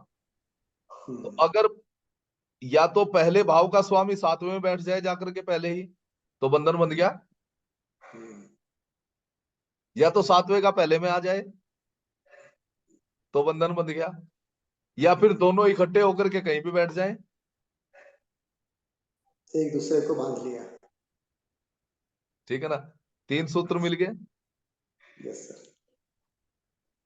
लिख लीजिए सर, 3 सूत्र हैं ये, कहीं मजाक मत समझिएगा। हाँ ठीक है सर, समझ गया सर। अगर पत्रिका में लग्न समतप हाउस में बैठा हो तो भी रिश्ता मिल जाएगा। किसमें देख रहे हैं हम, प्रश्न कुंडली में से, जन्म पत्रिका की यहाँ पे बात नहीं है अभी, ठीक है। उसके सूत्र थोड़ा सा अलग है ना, लेकिन अभी हम किसको देख रहे हैं, जन्म पत्रिका, जी सर। ठीक है। ओके, अब या तो लग्नेश, शुक्र और सप्तमेश, ये तीनों या इनमें से कोई उच्च हो करके लगन या सप्तम भाव में बैठ जाए, और या तो फिर परिवर्तन योग बना ले, तो रिश्ता अच्छा भी मिलेगा और शादी जल्दी हो जाए, ठीक है जी। शीघ्र विवाह हमेशा जल्दी लगी रहती है। तो अगर चंद्रमा या तो सप्तम हाउस में या सेकंड हाउस में, दो तो ये लिखिए, क्यों कह रहे हैं हम सप्तम हाउस और सेकंड हाउस? चंद्रमा ही हमने क्यों लिया? क्योंकि मैं बार बार एक चीज को समझा रहा हूं कि प्रश्न में लग्न और चंद्रमा इंपॉर्टेंट रोल प्ले करते हैं। चंद्रमा क्यों? क्यों, वही एक एक्यूरेसी बता रहा है कि शादी जल्दी होगी। और दो सात, मैंने तो अभी मैं सूत्रों की बात ही नहीं कर रहा है, मैंने कहा चंद्रमा ही क्यों। सर चंद्रमा मतलब मानसिक विचारधारा ऐसा चीजों को अट्रैक्ट कर लेती है, तो मन जहाँ भ्रमण कर रहा अच्छा है है, अच्छा अच्छा है, उन अच्छा चीजों को अट्रैक्ट। है। एनीबडी, कोई भी प्लीज। सरकार सर, आपका भी स्वागत है सर, स्क्रीन पे आ जाइए सर प्लीज। हमारे पास भीड़ नहीं है सर, आप आ सकते हैं आराम से, कोई प्रॉब्लम। अभी चंद्रमा की स्थिति क्या है, अभी चंद्रमा कहाँ पे है, इसलिए हम चंद्र को ज्यादा इम्पोर्टेंस मतलब ठीक अभी है गोचर दत्ता में। सर, बिल्कुल। दत्ता सर, मेरे मन में एक बात आ रही है, पूछ लूं? है सर। यही चंद्रमा है, समझे कुछ? समझ गए सर, समझ गए। क्या? क्वेश्चन मन से निकलता है। हम क्या कहते हैं आपस में बातचीत करते? अजय सर, मन में एक बात आ रही है, पूछ लूं क्या? और बिल्कुल सर, चंद्रमा सही किसका बात कारक है। है? मन का मन का कारक है। कार्य, और साथ में मस्तिष्क का। दोनों ही जगह का है ना? इसलिए चंद्रमा का इंपॉर्टेंट रोल। लग्न क्यों इंपॉर्टेंट है? लग्न सर भौतिक रूप से व्यक्ति उस तरफ आकर्षित हो जाता है, तो खुद ही चलकर आगे बढ़ जाता है। ठीक। हाँ भावना जी, बताइए। सर लग्न यानी खुद रहते, हम ही रहते ना। लग्न यानी शरीर, हाँ और वही। लग्न आत्मा है। हाँ वही। तो यानी कि जो आत्मा में आएगा वो वाणी पे आएगा। हम्म। तो आत्मा और मन, इन दोनों से मिलकर के प्रश्न का जन्म होता है। इसलिए प्रश्न में इन दोनों का इंपॉर्टेंट रोल। अजय सर मत भूलिए, सिंपल एस्ट्रोलॉजी, बिल्कुल सर, सही कारण बात। और कारक, बस, कारक। बाकी सब क्लियर हो जाएगा। ठीक है। हाँ सरकार सर, कुछ समझ में आ रहा है, कुछ पूछना चाहते हैं? नहीं सर, समझ में आ रहा है सर, ठीक समझ है, में आ रहा है, थैंक यू सर। बात नहीं सरकार जी, थैंक यू क्या है इसमें? हमने आपको इनविटेशन दिया, आप आए, उसके लिए तो हम थैंक यू करेंगे आपका, है ना? ओके। नहीं सर, नहीं सर, आप तो ज्ञान बांट रहे हैं सर, आप तो गुरु ठीक है, हैं हमारे। चलिए आगे चलते हैं। तो हमने क्या कहा? चंद्रमा सप्तम या सेकंड भाव में हो। अब बात आ जाती है कि सप्तम या सेकंड में ही क्यों? सर विवाह सेकंड फैमिली है सर, सेकंड हाँ, फैमिली है और सेवन पार्टनर है सर। बिल्कुल बिल्कुल सही। सही। हाँ। सातवां भाव क्या है? जीवन साथी। और जब जीवन साथी मिलेगा तो क्या बनेगी? फैमिली। फैमिली, और अगर फैमिली फैमिली परिवार में बनानी वृद्धि है, है। अगर फैमिली बनानी है तो चाहिए जीवन साथी, है ना? तो चंद्रमा सेकंड हाउस में Yes। या सप्तम हाउस में हो, और उस पर गुरु ग्रह की दृष्टि हो। क्योंकि इवेंट मैनेजर कौन है? गुरु। बस, ठीक है। तो इवेंट मैनेजर अगर डिवाइन वहां आ, ब्लेसिंग। है ना, तो इसका मतलब अब कार्य हो जाएगा। ठीक है। इसके साथ यही योग, यानी चंद्रमा और गुरु की दृष्टि उपचय भावों में कहीं भी हो। अब समस्या आ गई, उपचय भाव। अब उपचय भाव कौन से हैं भाई? 3, 6, 10, 11। 6 3, 6, 10, 11। बहुत बढ़िया, बहुत बढ़िया, बहुत बढ़िया। अरे फिर तो प्रश्न शास्त्र अब धड़ाधड़ चलेगा, आप देखना फिर, है ना, मजा आ जाएगा। बस। ठीक है। तो इन भाव में अगर है और उस पर गुरु की दृष्टि है तो विवाह शीघ्र होगा। ठीक है जी। अब शीघ्र हो गया तो कोई बेचारा अभी हमारे पास ये भी आएगा कि जी हो ही नहीं रहा है ब्याह, तो हम कहेंगे यार लेट मैरिज हो सकती है, तो कैसे देखें?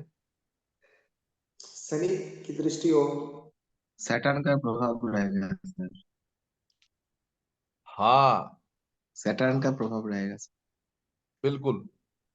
देखिए अगर लग्न 7th हाउस, 2nd हाउस, इन तीनों भाव पर अगर अशुभ ग्रहों की दृष्टियां हैं तो फिर लेट मैरिज है।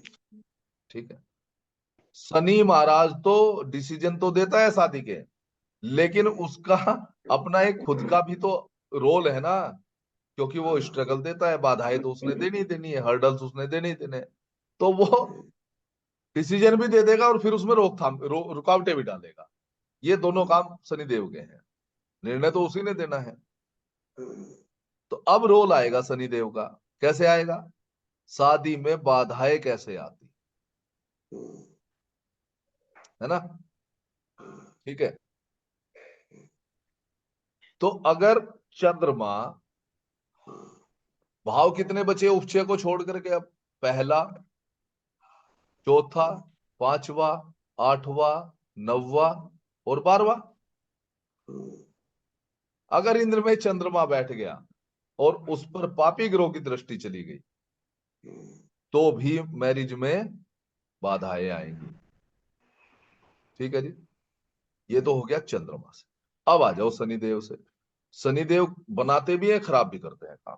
ठीक है। कैसे करते हैं? अगर शनिदेव किसी भी समभाव में बैठ जाए, समभाव में हो, मैंने सम और विषम दो बात कही, जैसे राशि सम और विषम है वैसे ही भाव भी सम विषम होते हैं। तो अगर सम भाव में बैठ जाए और लड़के की कुंडली है तो उसको वधु की जल्द से जल्द प्राप्ति हो जाएगी, ऐसा शास्त्रों में लिखा, सम भाव में। ठीक है। लेकिन अगर विषम में बैठ गया तो फिर शादी से गड़बड़ कर देगा। ठीक है। लेकिन अगर अपनी राशि में हो, मूल त्रिकोण राशि में हो, लगन या 7वें भाव में हो, क्या समझे? लगन या 7वें भाव में अपनी राशि में बैठ जाए, अपनी मूल त्रिकोण राशि में बैठ जाए, तो फिर शादी करा देगा, तन से करा देगा। तन से का मतलब हम प्रश्न शास्त्र कितने टाइम निकालेंगे हम? 1 साल का। 1 ईयर से। 1 साल के अंदर शादी करा देगा। ठीक है। अब यदि केंद्र या त्रिकोण में शुभ ग्रह हो, केंद्र या त्रिकोण में, वैदिक या जो वैदिक रीति है इसमें केंद्र तो ठीक है 1, 4, 7 और 10, लेकिन त्रिकोण कौन सा है इसमें? 1, 5, 9। 1, 5।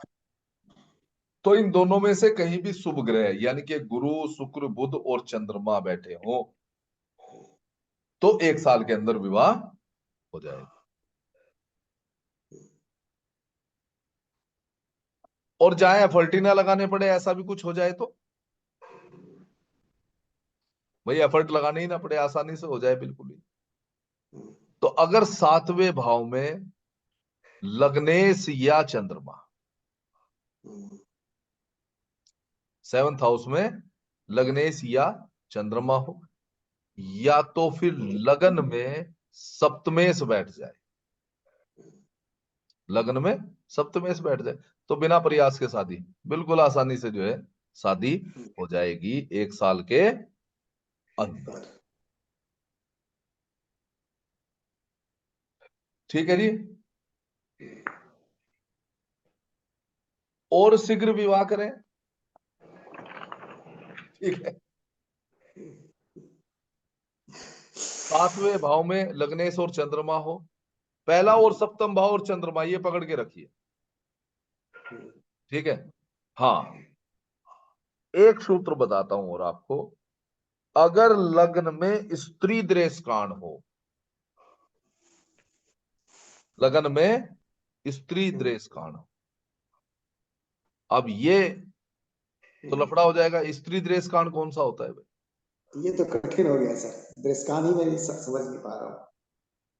हम समझाएंगे सर, मालिक हम बैठे हैं ना, इसीलिए आप चिंता मत कीजिए। ठीक है ना? सर। 36 द्रेष कांड होते हैं बस। अच्छा। 36 ही द्रेष कांड होते हैं बस, उससे ज्यादा नहीं होते। ठीक है, उनमें से कुछ स्त्री द्रेष कांड होते हैं, कुछ राशियों के कुछ द्रेष कांड को स्त्री द्रेष कांड कहा जाता है, कुछ को पुरुष द्रेष कांड कहा जाता है। जैसे राशियों में कुछ पुरुष हैं, कुछ स्त्री हैं, कुछ और हैं, ऐसे करके कहा जाता है ना। प्लेनेट में भी कहा जाता है ना। तो वैसे ही द्रेष कांड में भी है, वो आपको कोर्स के दौरान हम सिखाएंगे। बस फॉर्मूला रखिए अभी के लिए दिमाग में के स्त्री द्रेष कांड अगर लगन में हो। ठीक है, नवमांस को आपने समझा? तो ठीक है सर। हाँ, वो एक समझते राशि हैं के सर। 9 भाग। हम्म, द्रेष कांड एक राशि के 3 भाग। ओके। बस समझ गए द्रेष कांड। इसीलिए हमने कहा कि 36 द्रेष कांड, 36 कैसे हुए? राशि कितनी है? राशि तो सर 12 है। 12। एक के 3 द्रेष कांड एक राशि के, अच्छा। 36 हो गए तो 36 हो गए। तो इसका मतलब एक द्रेष कांड कितने डिग्री का? 10 डिग्री का। ये लो सीख गए द्रेष कांड।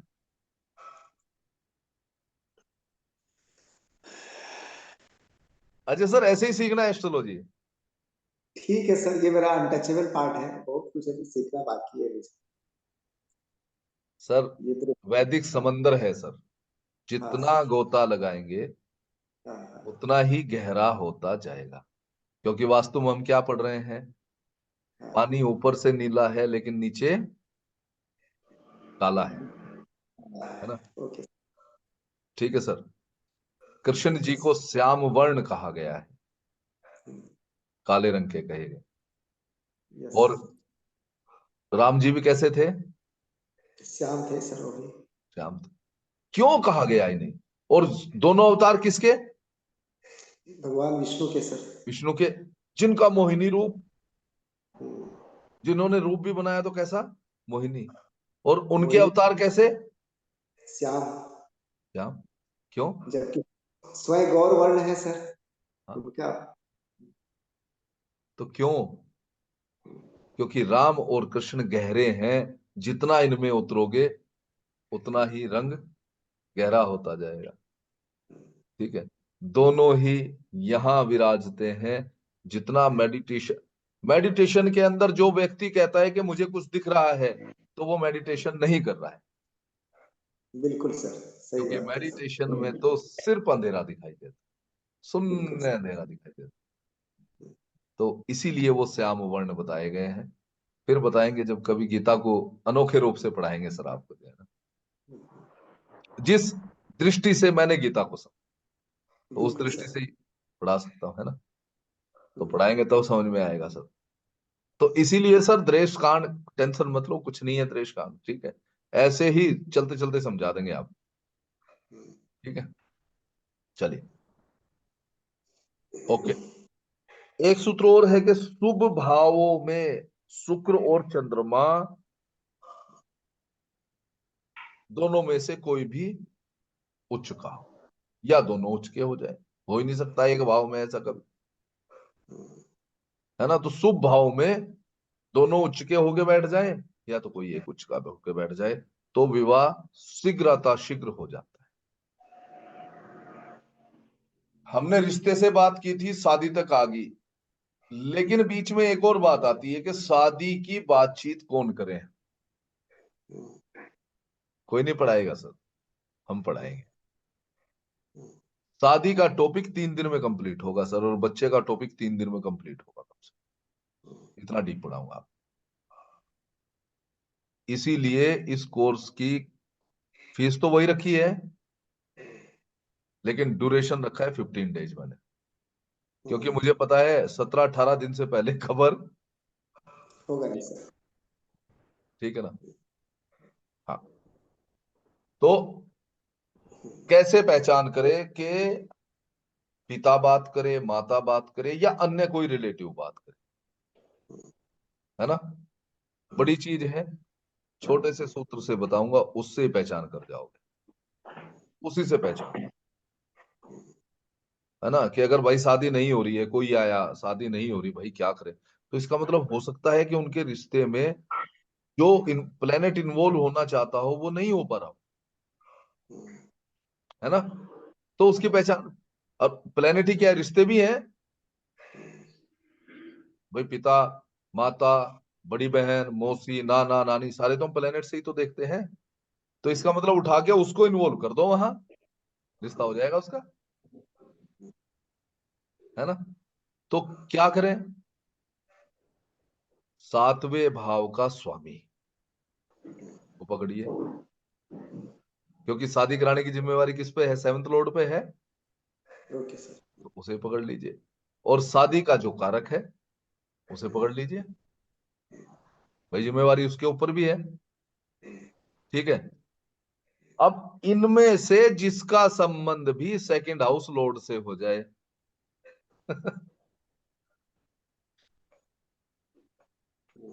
वही बात कर लो।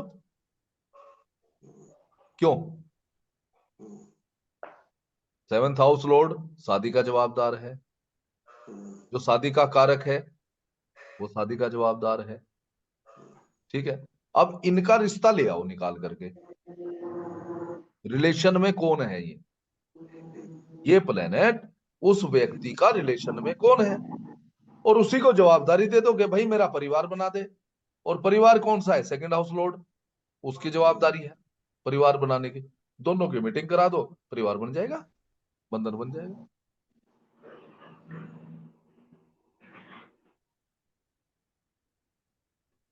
हाँ भावना जी, ठीक और गलत है, ठीक है? ऐसे एस्ट्रोलॉजी कर लो। तो क्या कहा कि सेवंथ हाउस लॉर्ड और शादी का कारक दोनों में से जिसका भी संबंध सेकंड हाउस लॉर्ड से हो जाए, उस व्यक्ति को रिश्ते की बातचीत में इन्वॉल्व कर दो कि भैया तू बढ़ा दे रिश्ता, तो रिश्ता आसानी से हो जाए, ठीक है? अच्छा, अब ये तो सारी बात ठीक है, ये तो सारी बात ठीक है, लेकिन आप लोगों ने देखा होगा कि हर समाज में सर, हर वर्ग, हर लेवल पे ये बात जरूर कही जाती है जब रिश्ता तय हो जाता है कि भैया किसी की सुनना नहीं, कुछ नहीं करना। शादी तक कई प्रकार की समस्याएं शादी में आ जाती हैं, कोई लड़के वाले को चढ़ा देगा, कोई लड़की वाले को चढ़ा देगा, कोई किसी तरीके के। हमारे यहाँ एक कहावत है उसके बारे में कि भाई कोई ना कोई तुनके तोड़ देगा, ठीक है? तो लड़के वाले को भी जो बिचौलिया होता है ना बेचारा, वो कहता है लड़के वाले को भैया कान दबा लेना, लड़की वाले को भी कहता है भाई कान दबा लेना शादी तक, नहीं तो कोई ना कोई कुछ ना कुछ गड़बड़ कर देगा। तो वो कौन दे सकता है ऐसी बात है ना? ये भी तो इंपॉर्टेंट है कि कौन दे सकता है। सातवां हाउस तो ऐसे भावों के बीच में बैठा है कि जो दोनों तरफ से उसे फंसा करके रखते हैं, है ना? छठा छठा आठवां हाउस। और आठवां, 6 और 8 है ना? तो यही दोनों भाव ऐसे हैं जो कहीं गड़बड़ करेंगे उसमें, ठीक है ना? और तो गड़बड़, भाई प्रथम हाउस तो बैठा ही है कि भाई मैं तो तैयार हूं, उसने तो ओके कर दिया। सेकंड हाउस ने ओके कर दिया, है ना? पांचवा हाउस तब एक्टिवेट होगा जब शादी हो जाएगी। फोर्थ हाउस तब एक्टिवेट होगा जब शादी हो जाएगी। भाई मकान मकान और ये सब तो या तो वो एक्टिवेट हो चुका होगा, उसने मकान बना लिया होगा या वाहन खरीद लिए होंगे, या तो तब होगा भाई जरूरत जब पड़ेगी, ठीक है? साथ थर्ड हाउस की भी जरूरत तभी पड़ेगी, या वो तो पहले ही एक्टिवेट है छोटे भाई बहनों के लिए, ठीक है? नवंत भाव वो लेकर के साथ आया है, 10वां उसने एक्टिवेट कर रखा होगा अगर वो प्रोफेशन कर रहा है तो, 11वां इन सारी चीजों से लाभ देने के लिए एक्टिवेट रखा होगा। तो भाव बारवा, या तो कुछ समय बाद जरूरत पड़ती है, पहले ही कहीं कुछ ना कुछ कांड कर रखे होंगे तो भुगत भागत के आ लिया होगा, तो वो भी एक्टिवेट हो सकता है। या एक दो बार हॉस्पिटल में एडमिट होके आ चुका होगा, वो भी एक्टिवेट हो रखा होगा। महाराज फंसते हैं दो, छठवा और हटवा। आठवां, क्योंकि एक तो ससुराल तैयार होनी है, तो यानी ससुराल पक्ष से प्रॉब्लम हो सकती है। आठवां भाव क्या है? ससुराल है। या तो फिर गुप्त शत्रु बैठे हैं, कोई ना कोई गुप्त रूप से वही तुनके तोड़ने वाली जो कहानी है वो हो सकती है। छठा चाचा भाव मामा, किसका है? शत्रु का है, तो कोई और शत्रु चाचा इंटरफेयर। ये लोग विवाद कर सकते हैं सर, इंटरफेयर कर सकते हैं, कान फूटने वाले फूट तो आदमी। यही दो बचते हैं ना, हाँ सर। तो यही दो गड़बड़ करेंगे। कैसे करेंगे वो समझिए अब, ठीक है ना। अगर छठे भाव में पाप ग्रह हो प्रश्न कुंडली में, तो रिश्ता होने के बाद शादी के समय कोई ना कोई समस्या आएगी। या तो फिर सस्टेस 7th हाउस में बैठ जाए, ठीक है, या तो सप्तमेश छठे भाव में आ जाए, और या तो सस्टेस शुक्र के साथ संबंध बना ले। दोनों भाव इन्वॉल्व हो गए और कारक इन्वॉल्व हो गया, तो या तो कोई ना कोई बीमारी हो सकती है, या तो कोई विवाद हो सकता है, और छठा भाव ही गलतफहमी भी देता है। तो या तो किसी ना किसी गलतफहमी के कारण रिश्ते से लेकर के शादी के बीच में विवाद पैदा हो सकती है, बाधाएं आ सकती है। ये तो हो गया छठा भाव। अब आ जाओ आठवां भाव। आठवां भाव भी, अच्छा एक और ध्यान रखना, छठे भाव इन्हीं तीन चीज, ये भी आप क्लियर कर सकते हो, ये भी आपने देखना है। मैंने तीन चीज बताई, बीमारी, विवाद और गलतफहमी, ठीक है। तो अगर क्वेश्चन पूछने वाला कहता है जी पता नहीं क्या गलतफहमी है कि रिश्ता टूटने की कगार पे आ रहा है या समस्या पैदा हो रही है, तो सोचने की जरूरत ही नहीं है। पर्सन कुंडली बनाओ और सीधा कौन सा भाव पकड़ो?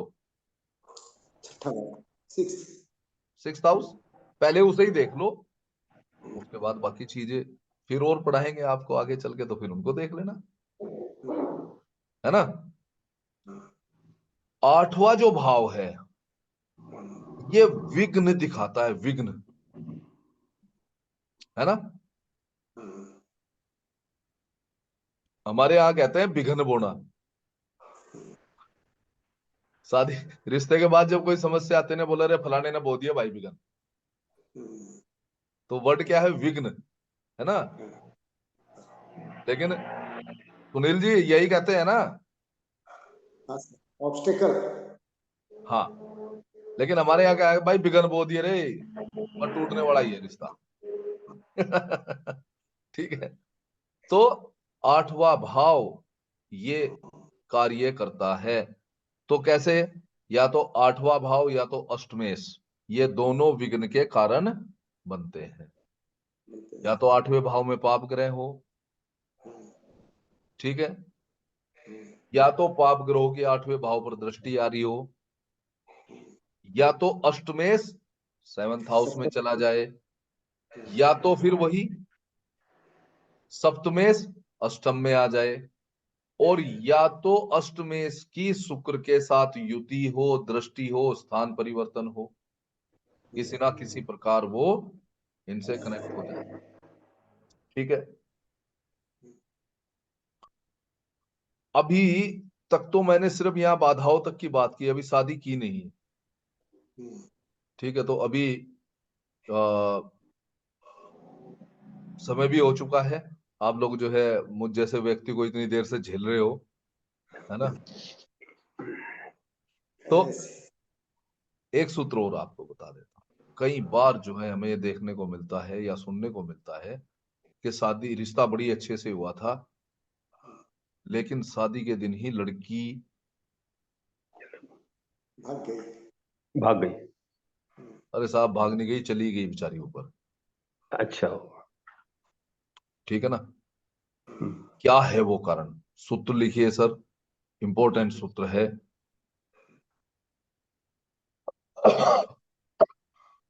सेवंत भाव में स्वराशि का मंगल हो या उच्च का मंगल हो,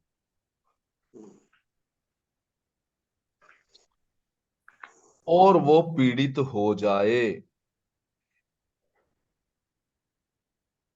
तो विवाह या विवाह से पहले लड़की की मृत्यु को दर्शाता है।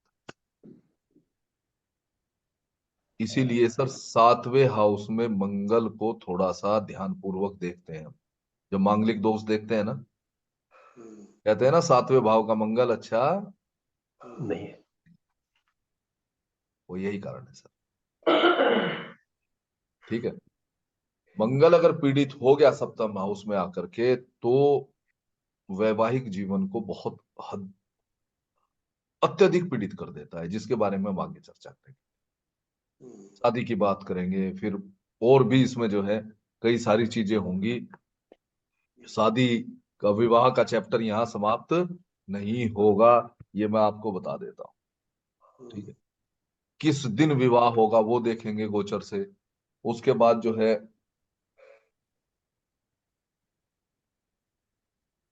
और भी बहुत सारी चीजें हैं इसमें। ठीक है, वो सारी चीजें हम देखेंगे, कुछ एग्जाम्पल्स भी देखेंगे, कई सारे, हर चीज के एग्जाम्पल आपको बताऊंगा। ठीक है, चाहे क्लास भले ही 20 दिन जाए, लेकिन टॉपिक बिल्कुल ये क्लियर क्लियर करके हम इसमें चलेंगे। ठीक है, बहुत सारी चीजें हैं इसके अंदर। ठीक है, पति और पत्नी के बीच में प्रेम संबंध कैसे हो सकते हैं, क्या दूसरी एक्स्ट्रा मैरिटल अफेयर्स जिसको हम कहते हैं, वो शादी से पहले संबंध थे नहीं थे, वो अगर लड़के के लिए लड़की देख रहे हैं तो क्या रंग रूप होगा उसका, या किस दिशा में जाकर के शादी होगी। हाँ जी, विवाह के बाद समृद्धि आएगी नहीं आएगी, बोलते हैं ना भाग्य उदय, विवाह के बाद कैसे होता है कुछ व्यक्तियों का, है ना। तो वो सारी चीजें जो है हम इसमें ही कवर करेंगे। उसी तरह फिर संतान को बड़ा डीप पढ़ेंगे, क्योंकि वो भी एक टॉपिक बहुत अच्छा है। और इसके अलावा वही वही नहीं, बहुत सारे टॉपिक हैं जिनको जो है सभी टॉपिक को हम बहुत डीप करेंगे। अभी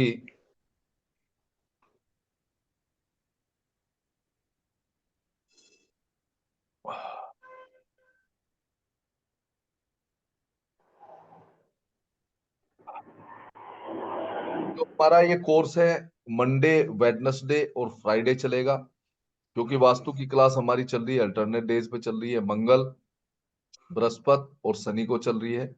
तो ये कोर्स हमारा 9 to 10 PM ही चलेगा, मंडे, वेडनेसडे, फ्राइडे को चलेगा। वैदिक रीति से प्रश्न ज्योतिष शास्त्र है, लाइव जूम क्लासेज होंगी। और बाकी आपको पता ही है, आप लोग भली भांति परिचित हो कि प्रिंटेड सर्टिफिकेट और PDF आपको जो है बाई पोस्ट आपके पास भेजे जाते हैं।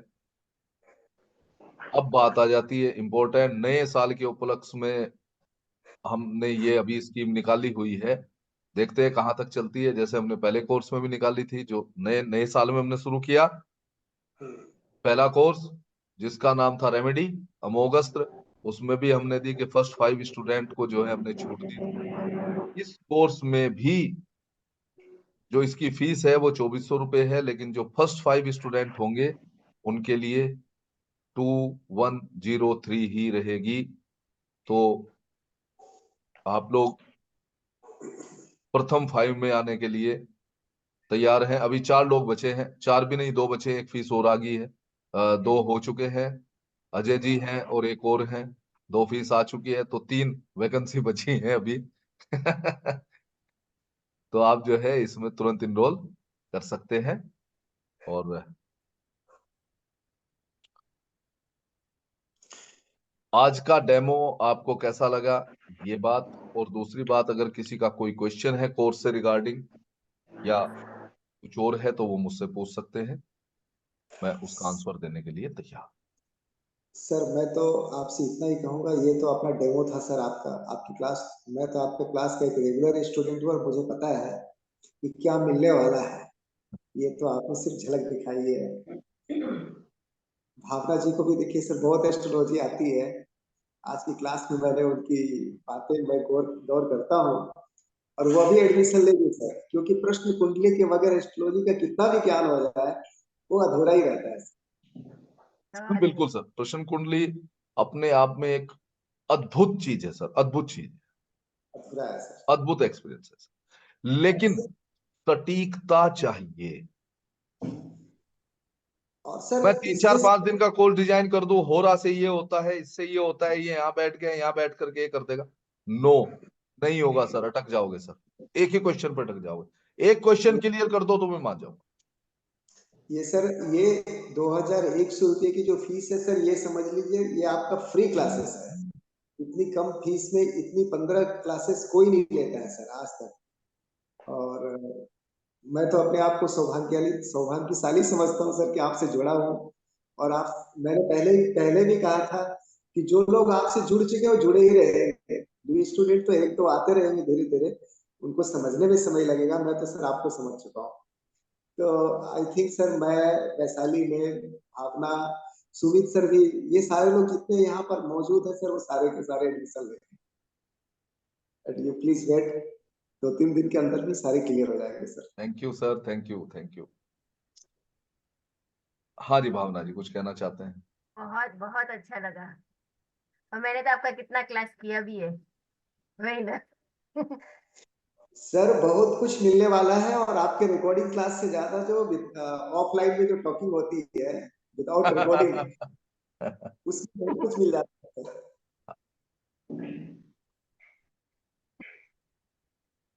जी दत्ता सर कुछ कहना चाहते हैं सर? सर ये खासियत है आपकी कि इसमें कोई टाइम लिमिट नहीं है। जैसे बहुत सारे क्लास में रहता है 9 से 10 तक या 8 से 9 तक। इसमें जब हम आपके साथ जुड़े रहते हैं तो समय का पता नहीं चलता, तो there is no time limit. Sir बहुत प्रवाह बड़ी में चीज है। वो फ्लो में बह जाते हैं, उनको तो टाइम का पता ही नहीं है। हाँ। टाइमलेस।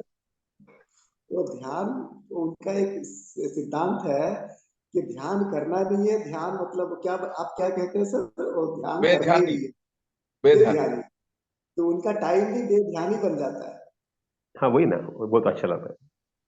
ध्यान में तो हम क्योंकि रहते ही हैं पूरे दिन, 24 घंटे हम ध्यान में रहते हैं भाई। बिल्कुल सर, बिल्कुल सर। जाना तो बेध्यानी में है, जहां हम इतना खो जाएं कि बाकी कुछ ध्यान ही ना रहे, वो है ध्यान। वो है। जब ध्यान से हम बाहर निकल जाएं तो ध्यान है, बिल्कुल सर। तो उसी में आनंद है ना। मैं तो चाहता हूं हिम्मत करके बैठे रात को 2 2 3 3 4 4 बजे तक क्लास चले, तो मैं भी फिर सुकून मुझे आए, है ना। लेकिन ये लोग हिम्मत हार जाते हैं 11:30 11:30 बजे तक, जो है सर रहने दो बस, सर रहने दूसरे दिन भी हम लोग को सब देखना पड़ता है, इसीलिए। दो।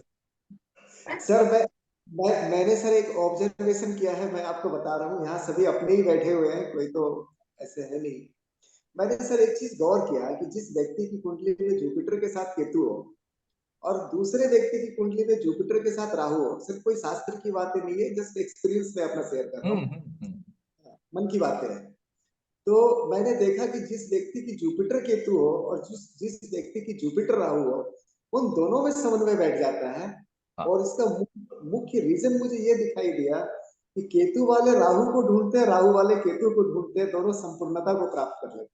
बिल्कुल, क्योंकि देखिए सर, राहु और केतु शरीर तो एक है ना, वो अलग नहीं जा सकते। एक उसी शरीर के 2 हिस्से हैं, एक सिर है तो एक धड़ है। हाँ।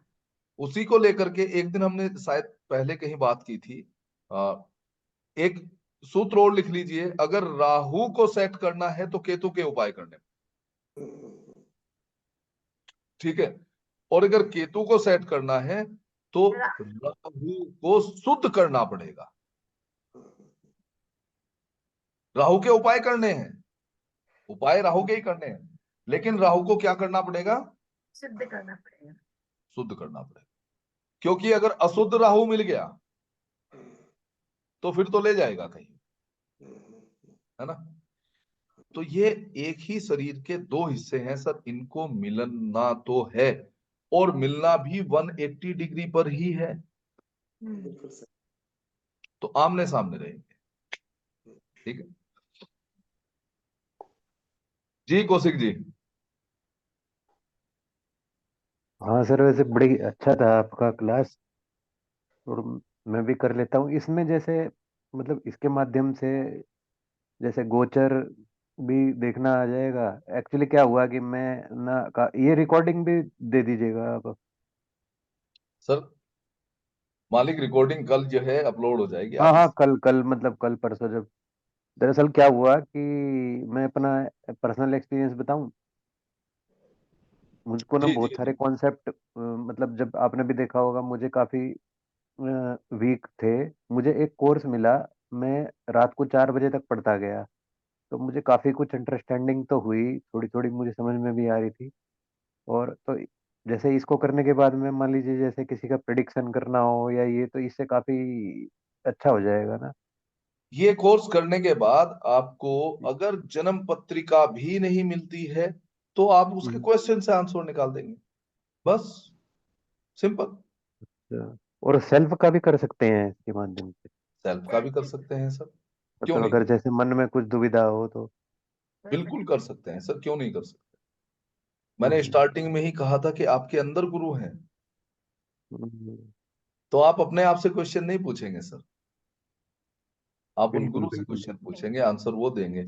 और आप खुद से पूछो, अजय सर से पूछो, भावना जी से पूछो, दत्ता जी से पूछो, मनोज जी से पूछो, मुझसे पूछो, तो प्रश्न आप क्वेश्चन नहीं पूछ रहे हैं, आप नहीं कुछ कर रहे हैं, हम्म, प्रश्न पैदा हो रहा है। जन्म किसका हो प्रसन्न। रहा है? प्रश्न का हो रहा है, तो उत्तर तो उसके लिए आना है, आपके लिए आना ही नहीं, हम्म, है ना। उत्तर तो उसके लिए आना है, तो वो जी किसी का जी भी। जी, ठीक। बिल्कुल बिल्कुल। धन्यवाद। ओके। मनोज जी कुछ कहना चाहेंगे सर, कुछ क्वेश्चन हो?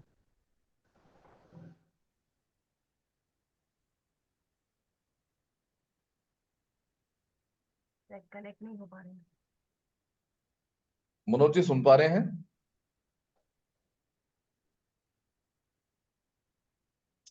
शायद मनोज जी नहीं सुन पा रहे हैं, कोई बात नहीं। चलिए, यहाँ पर हम जो है अपने इस डेमो की समापन की ओर चलते हैं।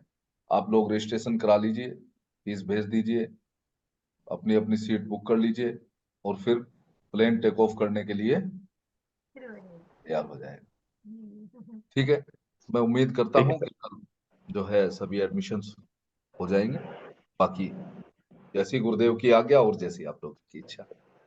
ठीक है, धन्यवाद सर, आप शुभ लोग रात्रि। मेरे बुलावे पर आए, इसके लिए मैं आपका तहे दिल से शुक्रिया अदा करता हूँ। आप सभी को राधे राधे। राधे। राधे राधे। राधे राधे।